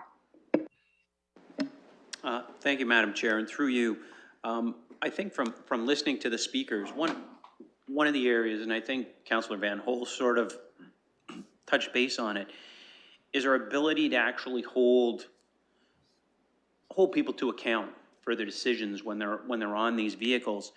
And I think Mr. Stanford did make the point that part of the challenge here is that even though we put bylaws in place for these vehicles not to be on sidewalks, there's also realities that come into effect here.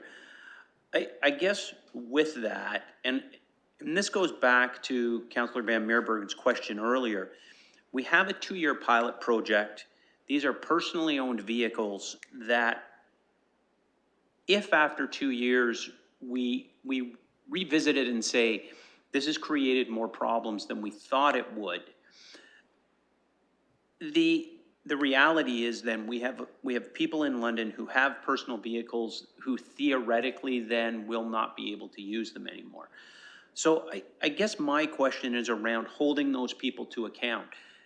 Do we have the appropriate facilities within the city through bylaw and such, should we do this, to be holding people to account along the Parkway and such, if we're actually going to say that these vehicles cannot be used in those spaces? To staff. Through the chair, in enforcement, I would be fooling you if to say that enforcement is easy, or what level of priority London Police Services would apply. Those are discussions we've had with London Police. They're aware that these are out there right now. And when I say these, personal e-scooters, they do assist us with respect to enforcing the bylaws for bicycles and of course with e-bikes. But it is not as a high priority compared to other services, of course, that they do provide. So moving forward with any new mobility option, these are the items that we clearly have to look at very, very carefully. And as part of any bylaw amendment coming forward, we would answer these questions more fulsome on what it would take. Noting that increasing bylaw enforcement or increasing London Police Services for this would not be something that staff would be looking to recommend. There are other larger priorities in this community. We just, if I may, my last comment is, these are the growing mobility challenges and opportunities in this community. So as we move forward today, so much of this is part of the future as well, as we look for these new and affordable opportunities to help people, all people, move around in this city. There is no easy answer to a question like that. I do apologize that I don't have a specific answer. Follow up? Thank you, and thank you for that answer. So I guess with that, because I don't disagree with you, I personally don't feel that someone riding an e-scooter on the Thames Valley Parkway is going to be a priority to LPS. So I guess with that, and reading the report, is there theory or is there validity around creating a plan that will exclude these vehicles for being used in certain areas when we really know that the reality is they will be used in those areas? And if we're saying out of the gate that it's not safe, are we not contradicting ourselves? Are we trying to fit something round into a square hole, I guess is what I'm asking. I just feel that a program like this these vehicles are going to be used anywhere people walk, cycle, and trying to put a bylaw together that would exclude these from those areas to me almost sounds like failing out of the gate. And so I guess that's really not a question, that's just a comment. Thank you. Okay, looking for other speakers on committee. Okay, I will recognize Councillor Van Merbergen, and then, as always, non-committee members are welcome to chime in, and I do see and will recognize Councillor Lewis after Councillor Van Merbergen. Thank you, Chair. I wanted to follow up on Councillor Fife Milar with some of his comments. It was the same train of thought that I basically have been thinking about. And that is, we don't have the resources either way. We can't really enforce any kind of bylaw, and we can't really prohibit the use of something that is becoming more and more popular. So I would venture to say that we're stuck. We do nothing. They're still going to be used. It's going to be horrible and not a priority in terms of getting the so-called prohibited e-bikes off the street. On the other hand, if we have some type of regulation, at least some may conform to it. So that's kind of where I am. What is the advantage? Maybe we could hear from Mr. Stanford. What the advantage of going forward with this personal e-bike program? What's the advantage to London, knowing that either way, we just don't have the resources? To staff. Through the chair, probably the main advantage, as we noted in our report, and it's been highlighted today, they're out there right now. So we're taking a legal program, per se, putting some rules around it and allowing us to launch an education and promotion campaign. In that way, we are, in our opinion as staff, we are moving forward in an interesting dilemma. The other way would be to launch an information campaign to describe that they're illegal and should not be permitted. We're caught as staff as well on the step to go forward. We're suggesting, though, that putting some time and effort into appropriate bylaw amendments and coming back, including additional thoughts on what we've heard today from the delegation and what we've actually heard over the course of this summer as well from the municipalities that are engaged. We provide a more fulsome report and the appropriate bylaw amendments to further address what has been raised today. I'm admitting I don't have all these answers. We are torn as staff. It is somewhat unusual what's occurring here, but we're likely to see more of this, not less, going into the future. Okay, no, I appreciate that. Thanks very much. I'm just thinking further to what you've stated from what we've heard, because I think we're all sensitive to the situation with those who are physically challenged and have various disabilities. There's been a lot of good suggestions. I think of what Kash Hussain has put in his written submission, his list of things that should be looked at in the bylaws. Can we just leave that with you, or would it be more productive if I moved an amendment that they be included for consideration? To Mr. Stanford. Through the chair, putting that as an amendment to item C, just to highlight some of that would be, I believe, very appropriate, and also recognize the work that the delegations have done today. Okay, then I'll do that. I'll move an amendment that these suggestions that were given to us be considered as for the development of the bylaws coming back, or words to that effect, if that's helpful. Just for clarification, Councillor Van Merbergen, just Cash's or all the delegation stuff to be sent to staff? I think the any of the ideas that came forward from the delegations be considered, including cash. Okay, we're just getting some wording up on that and we'll advise in a moment.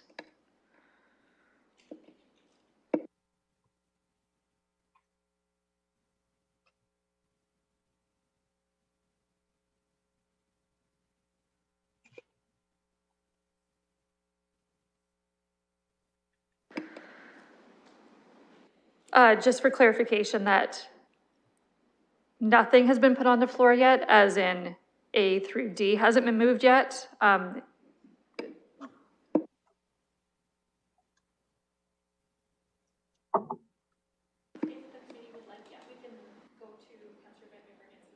Okay, so I've been advised that we can do the amendment to C, even though C is not moved yet.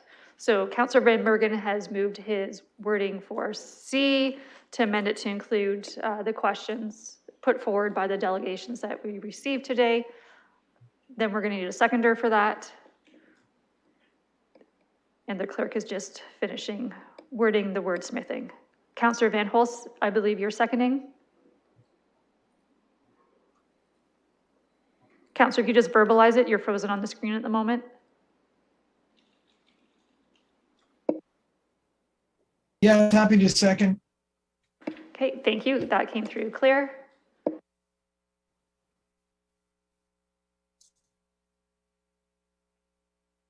Okay, the clerk is going to read out what she has, and then we'll look for Councillor Van Merbergen's approval, and we'll go from there. So the motion is that Civic Administration be directed to consider suggestions from the delegation heard by the Civic Works Committee and the communications received with respect to the participation in the provincial e-scooter pilot as Civic Administration prepares the appropriate bylaw amendments. Yeah, no, that's fine. Okay, and our seconder is good with that. Just verifying before we get too far down this path. Michael's perfect. I see your hand up. Yes, that's fine. Looking for any questions or comments on the amended wording for C.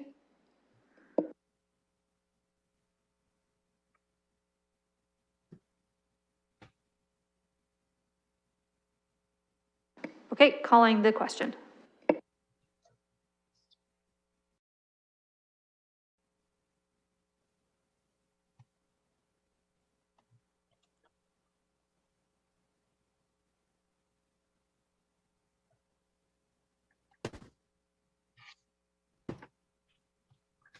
Closing the vote, the motion carries 5-0.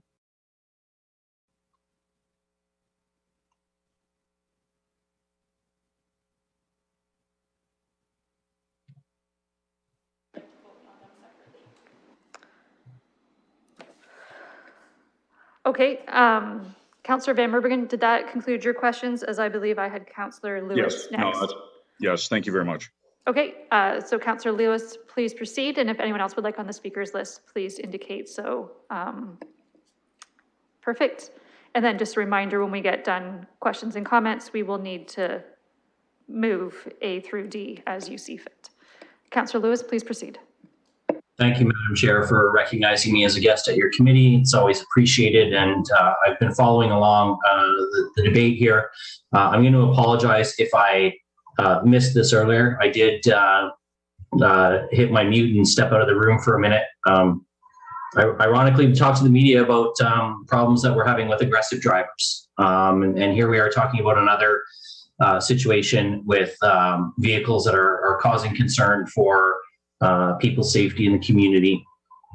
And so through you to Mr. Stanford, and if I miss this, if I'm being redundant, I apologize for that. But you know, right now these vehicles don't need to be licensed, and I heard one of the delegations point out that they don't actually need insurance as well. And so I feel like the municipality is perhaps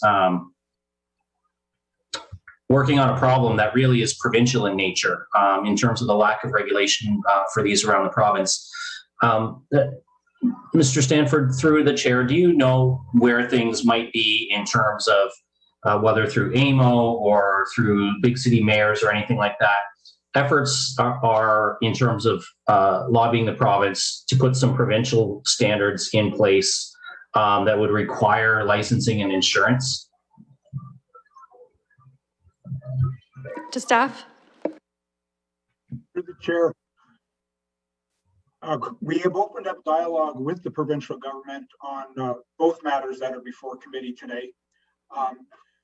What we've been advised is that the provincial government has really indicated we want municipalities to get involved, contact and work directly with other municipalities as part of the pilot project.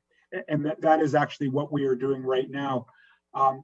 As far as collectively working together through an association such as AMO, that is not something that is underway at this point in time. I do believe, though, that that is a very appropriate step to take as we get closer to the end of the pilot project. We do know that, for example, when we hear differences of opinion and bylaws between the City of Toronto and the City of Ottawa, that is very, very worthwhile. And it is incumbent upon us to learn both what's going on in both those locations. So that is kind of the angle that we've been taking to date. And working with sort of parent organizations like an AMO or like a Regional Public Works Commissioners Association of Ontario. That is something that we're quite prepared to do as we move forward. And one final comment, it was the provincial decision without consultation to go in this particular direction a couple of years ago. And it is really up to municipalities to choose the level of engagement, if any. And that is why we're here today. Councillor Lewis.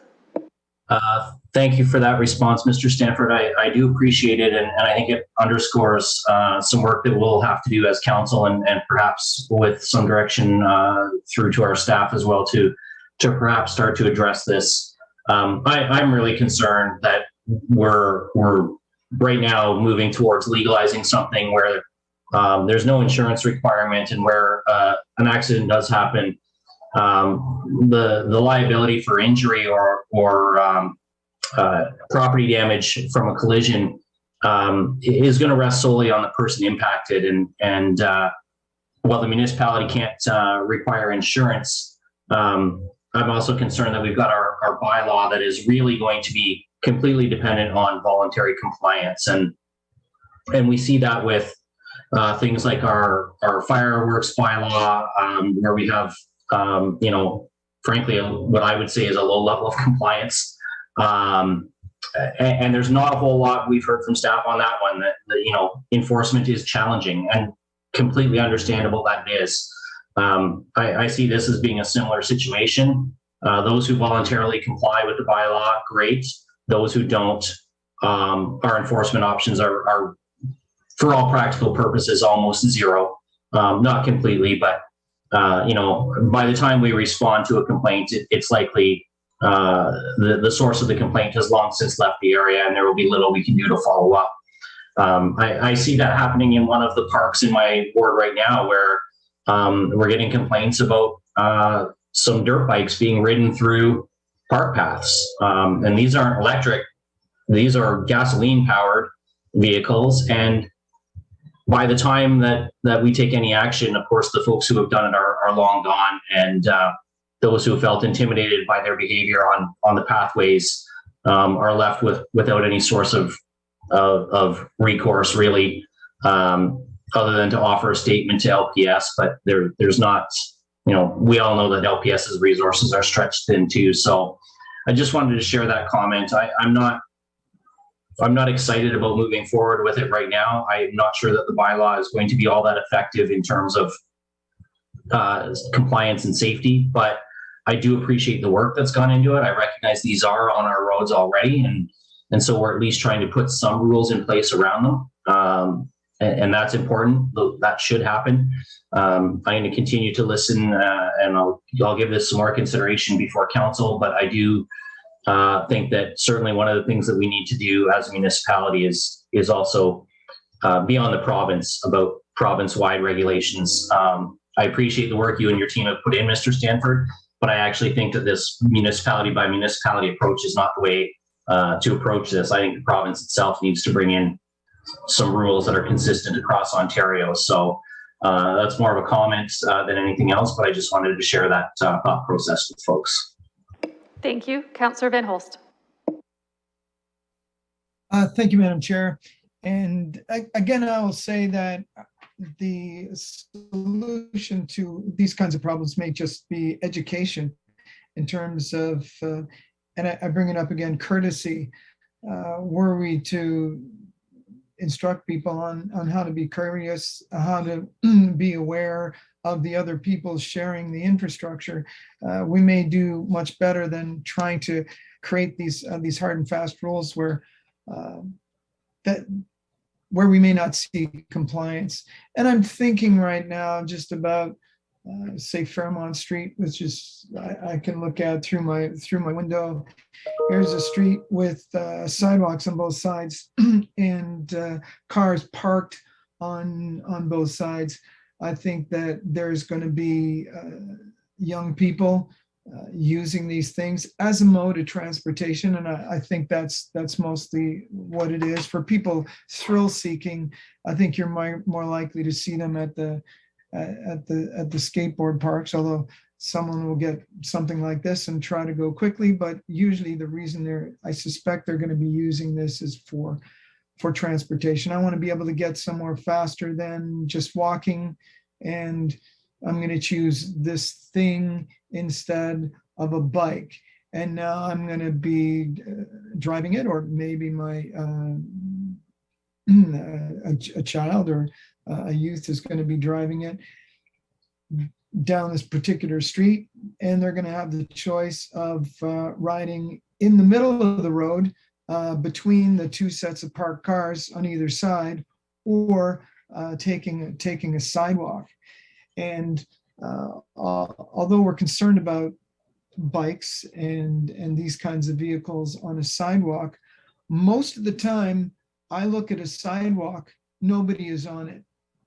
And I drive around most of the time, maybe the exception of right downtown.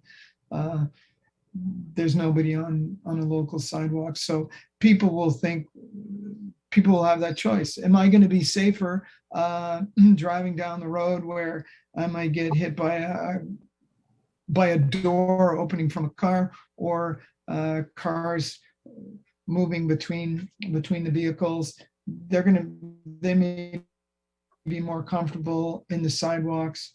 They may be more comfortable on Thames Valley Parkway. So I guess we're going to see these things just because they're available, and the enforcement is going to be difficult. There's going to be people riding them on the sidewalks alongside of somebody with a non-electric scooter, because those things are driven on there as well. So it's hard to see. We're talking about, and I just say it again, enforcement has its priorities. And personally, I think people would rather see our police trying to prevent people from robbing houses than chasing scooters on the Thames Valley Parkway. So kinds of issues, it just can't stop. So I don't know if we're going to be, and again I say this, where there's a duplication of efforts in terms of us trying to come up with policies or looking at other cities to come up with these policies. So there's efforts putting into this. Again, I think that in terms of safety, what we've heard is that that there's a preference that we don't move forward with legalizing them, and just hope that fewer people purchase and make use of this method of transportation. So that brings me to the kind of question that I've got now for staff, Madam Chair, is that the shared program seems to have a lot more technology that can mitigate some of the challenges.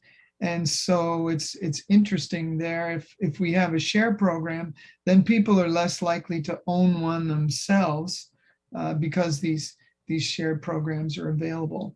And then and they have their own, as I said, ways of making things safer. Motion on the sidewalks by limiting the speeds.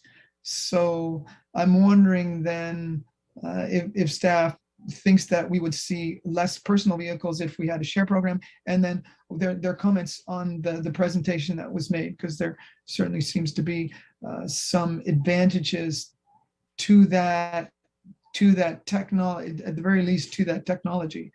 So if I could add some comments on the technology for limiting speeds, for geo fencing, etc.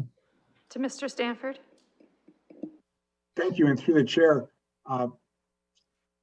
So city staff have looked at a number of these e-scooter systems, and the level of technology that is in use does vary by vendor.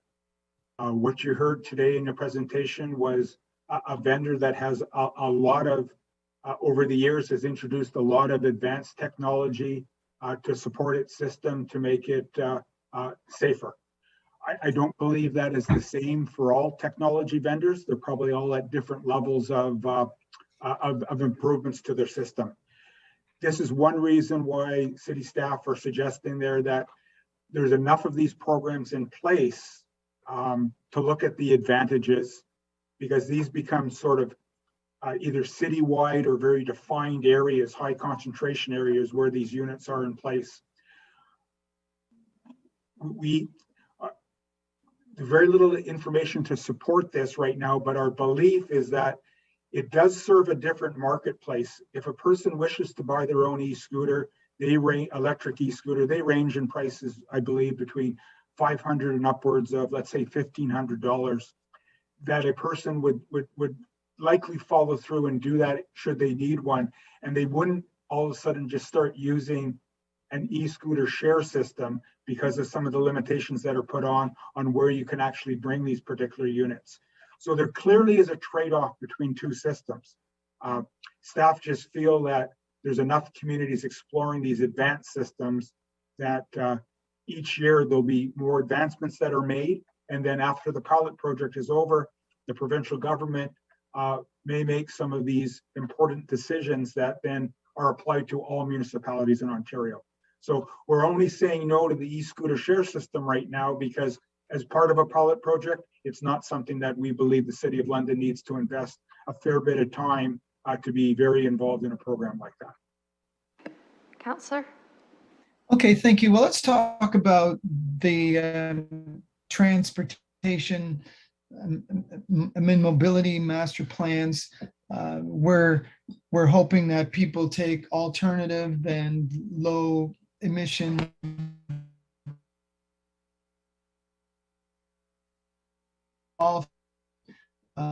Councillor, you're frozen and chopping in and out. These kind of vehicles would have. Councillor Van Holst, your audio is choppy and frozen, and your visual is frozen as well. I don't know if you want to repeat the question and try turning off your screen. It might help. Maybe you can come through a little bit clearer.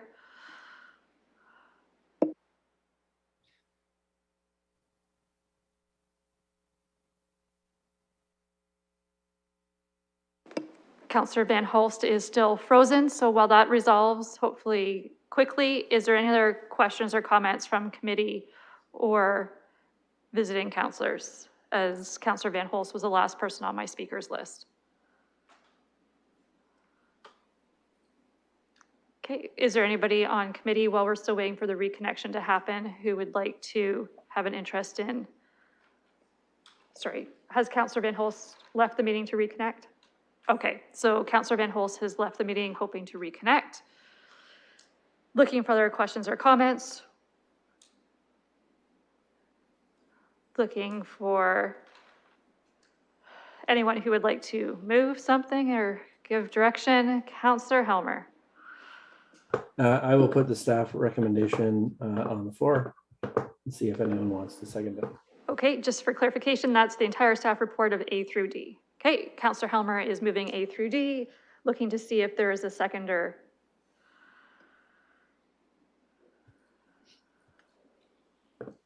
Seconded by Counselor Fife Milar. We can always separate things out if people would like to vote separately on items.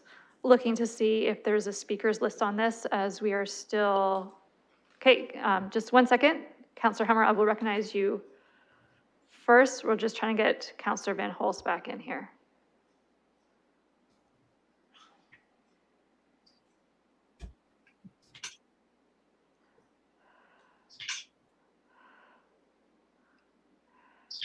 Okay, Counselor Van Holst, can you hear us okay? Maybe not. Okay. Counselor Helmer, please proceed. Okay. I wanted to get the staff recommendation on the floor so we could have a bit more of a focused discussion about the various aspects of the recommendation. I will say, I think there's some upside to people substituting trips that would be otherwise in motor vehicles with e-scooters. But we look at the research that's available about what kind of mode shifts actually happen with the scooters. A lot of it is people substituting walking for scooters. So trips that are a bit long to walk and they take scooters instead, or shifting away from cycling, or in some cases public transit, or taxis or the other vehicles for hire, substituting that way. And so you don't see dramatic changes in the number of motor vehicles on the road as a result of the introduction of the scooters. You just see other modes of transportation shifting towards the scooters. And the reason I say that, and because I think it's important, all modes of transportation come with risks to other users of the road and sidewalk systems, and vehicles are the most dangerous of all of them. And bikes and pedestrians and scooters, they're all much less damaging than vehicles are. And so I think we have to keep the relative safety of the various modes in mind.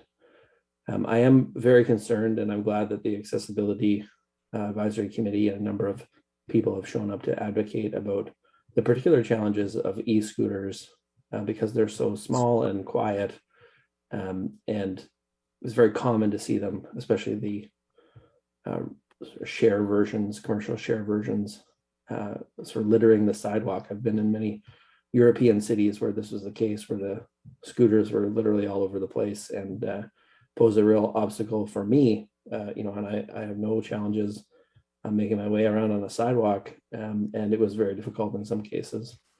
I see the appeal, especially for young people. They're primarily ridden by young men. People, I think, really like them. And so I do think having some rules about how we're going to regulate them. I'm not keen on outright prohibition as a way of regulating the safety of different modes of transportation. I think we need to look at what are the reasonable rules, keeping things off the sidewalk that really should not be on the sidewalk, directing them into the more appropriate areas for travel. I think that that's the right way to handle it. I think if we were to adopt a prohibition type of approach, we would still have the challenge of enforcing the prohibition. And I think that's going to be an issue for whichever mode we take. If we're going to outright ban, if we're going to regulate personal use, we're just going to say, look, there's no commercial operation. So that's why I'm comfortable with the staff recommendation. I think if we keep them off the sidewalks and we don't have the commercial operations that are the most likely to end up on the sidewalk because people don't own those assets directly, they're just renting them for the trip that they're taking. I think that is a major difference, in terms of where they end up being stored. It may be in the future that the technological changes, the ability to control where the scooters are, how they are parked, and all those aspects can actually be dealt with through technological means. It sounds like some of the providers, we heard from Mr. Schaefer today, are pretty far down the road in mitigating some of those issues, but I don't think we're there yet. And I'm not willing to do the commercial share part at this point. So I think the personal use. I think regulating it as part of the provincial pilot is good. I'm not totally convinced that it is going to be hugely successful, but I'm willing to give it a try. I do think we need to, as Mr. Hussein and others have mentioned, to the extent that we can require it or encourage very common sense safety things like making sure there's some noise that's coming from the scooters. That's the kind of thing that can help people who can hear to detect those devices while they're coming into their proximity. So, I'm willing to put it on the floor. It doesn't sound like there's a lot of enthusiasm for even the pilot for personal, but put it on the floor committee and see how it goes. Thank you. Just for anyone and for committee, A through D has been put on the floor, and please note that Part C is the amended version that committee already approved with the amended wording from Councilor Van Meerbergen earlier. So it is the updated one before us. I have no one else on my speakers list, so looking to see if anyone else would like to comment as item A through D is on the floor. Seeing Councilor Van Holst, would you like to try to do audio only? Yes, Madam Chair. Can you hear me all right? Yes, please. And if it stops working, I'll let you know. Well, it shouldn't. I'm using a different technology now. So hopefully this will be fine. And I'll say my thanks to Councilor Helmer. I think he covered some of the direction that I'd hope to ask about. I guess my next question then, and he did mention that people are mostly replacing this with walking. So we're trying to speed up a trip instead of using something different. Now, if we don't go with the shared program, and I think I'm fine with that direction as well. Again, we're going to see people using this in various means. I want to ask about an education piece. So often we look at dealing with transportation with the 3 E's of engineering and enforcement and in education.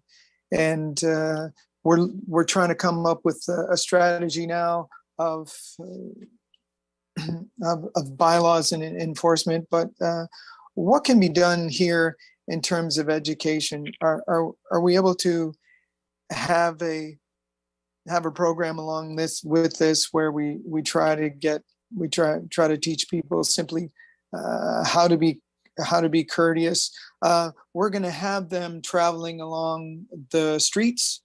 If we say don't ride on the sidewalk, and my street doesn't have a sidewalk, and so the pedestrians are walking on the street, and these electric e-scooters are going to be traveling along the street, and so we're going to have the same challenge for pedestrians as we did on a sidewalk. It's going to be the exact same situation, except maybe there's a little more room to go around them.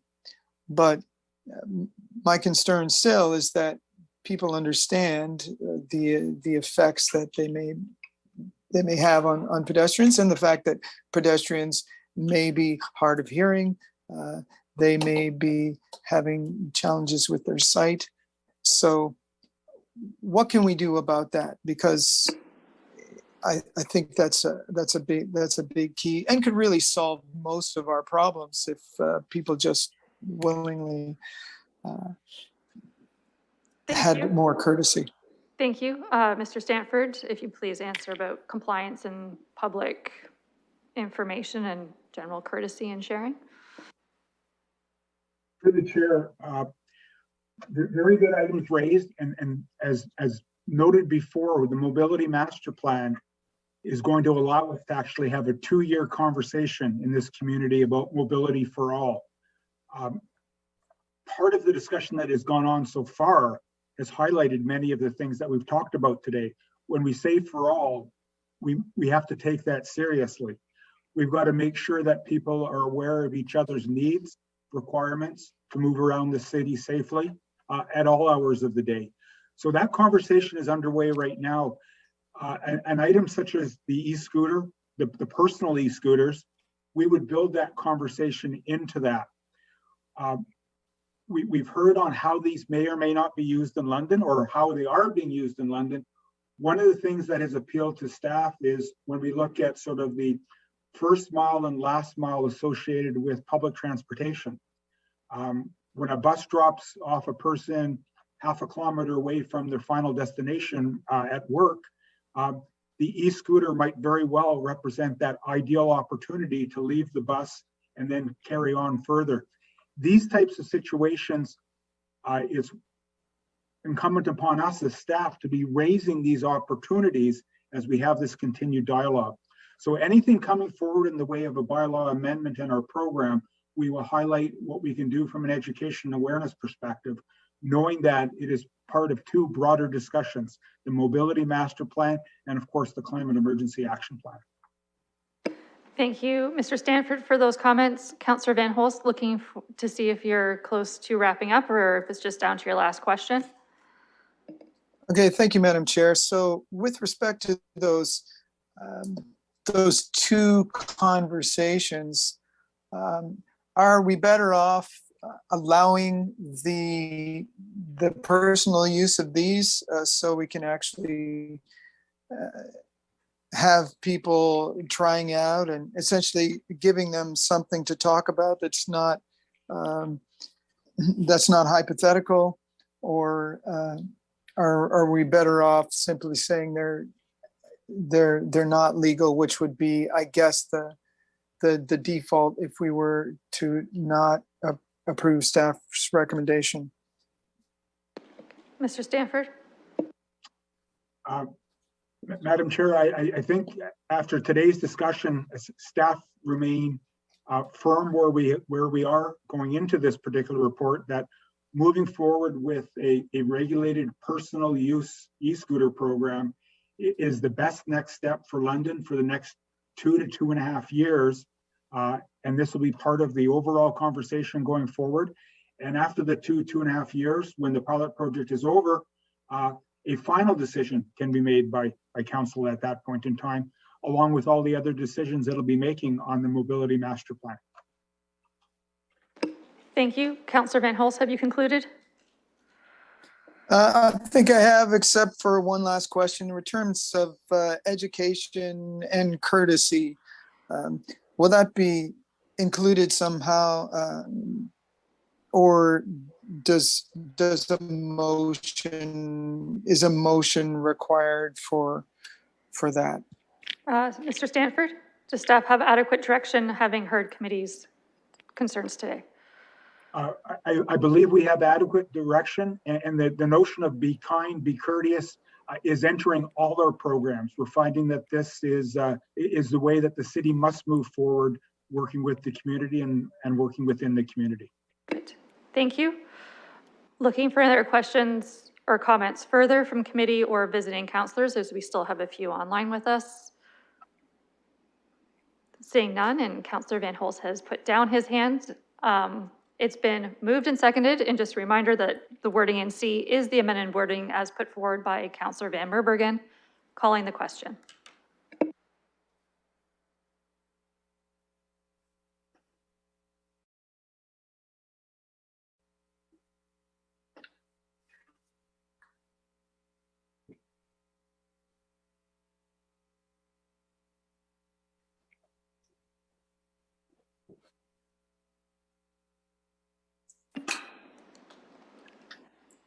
Closing the vote, the motion carries 5-0. I'm not aware of any additional business. Looking to see if anyone had anything relevant. Seeing none, there is a deferred matters list before us. I would need a mover and a seconder of the deferred matters list. Moved by Councillor Fife Milar, seconded by Councillor Van Merbergen. Looking to see if there's any questions on the deferred matters list. Seeing none, calling the question.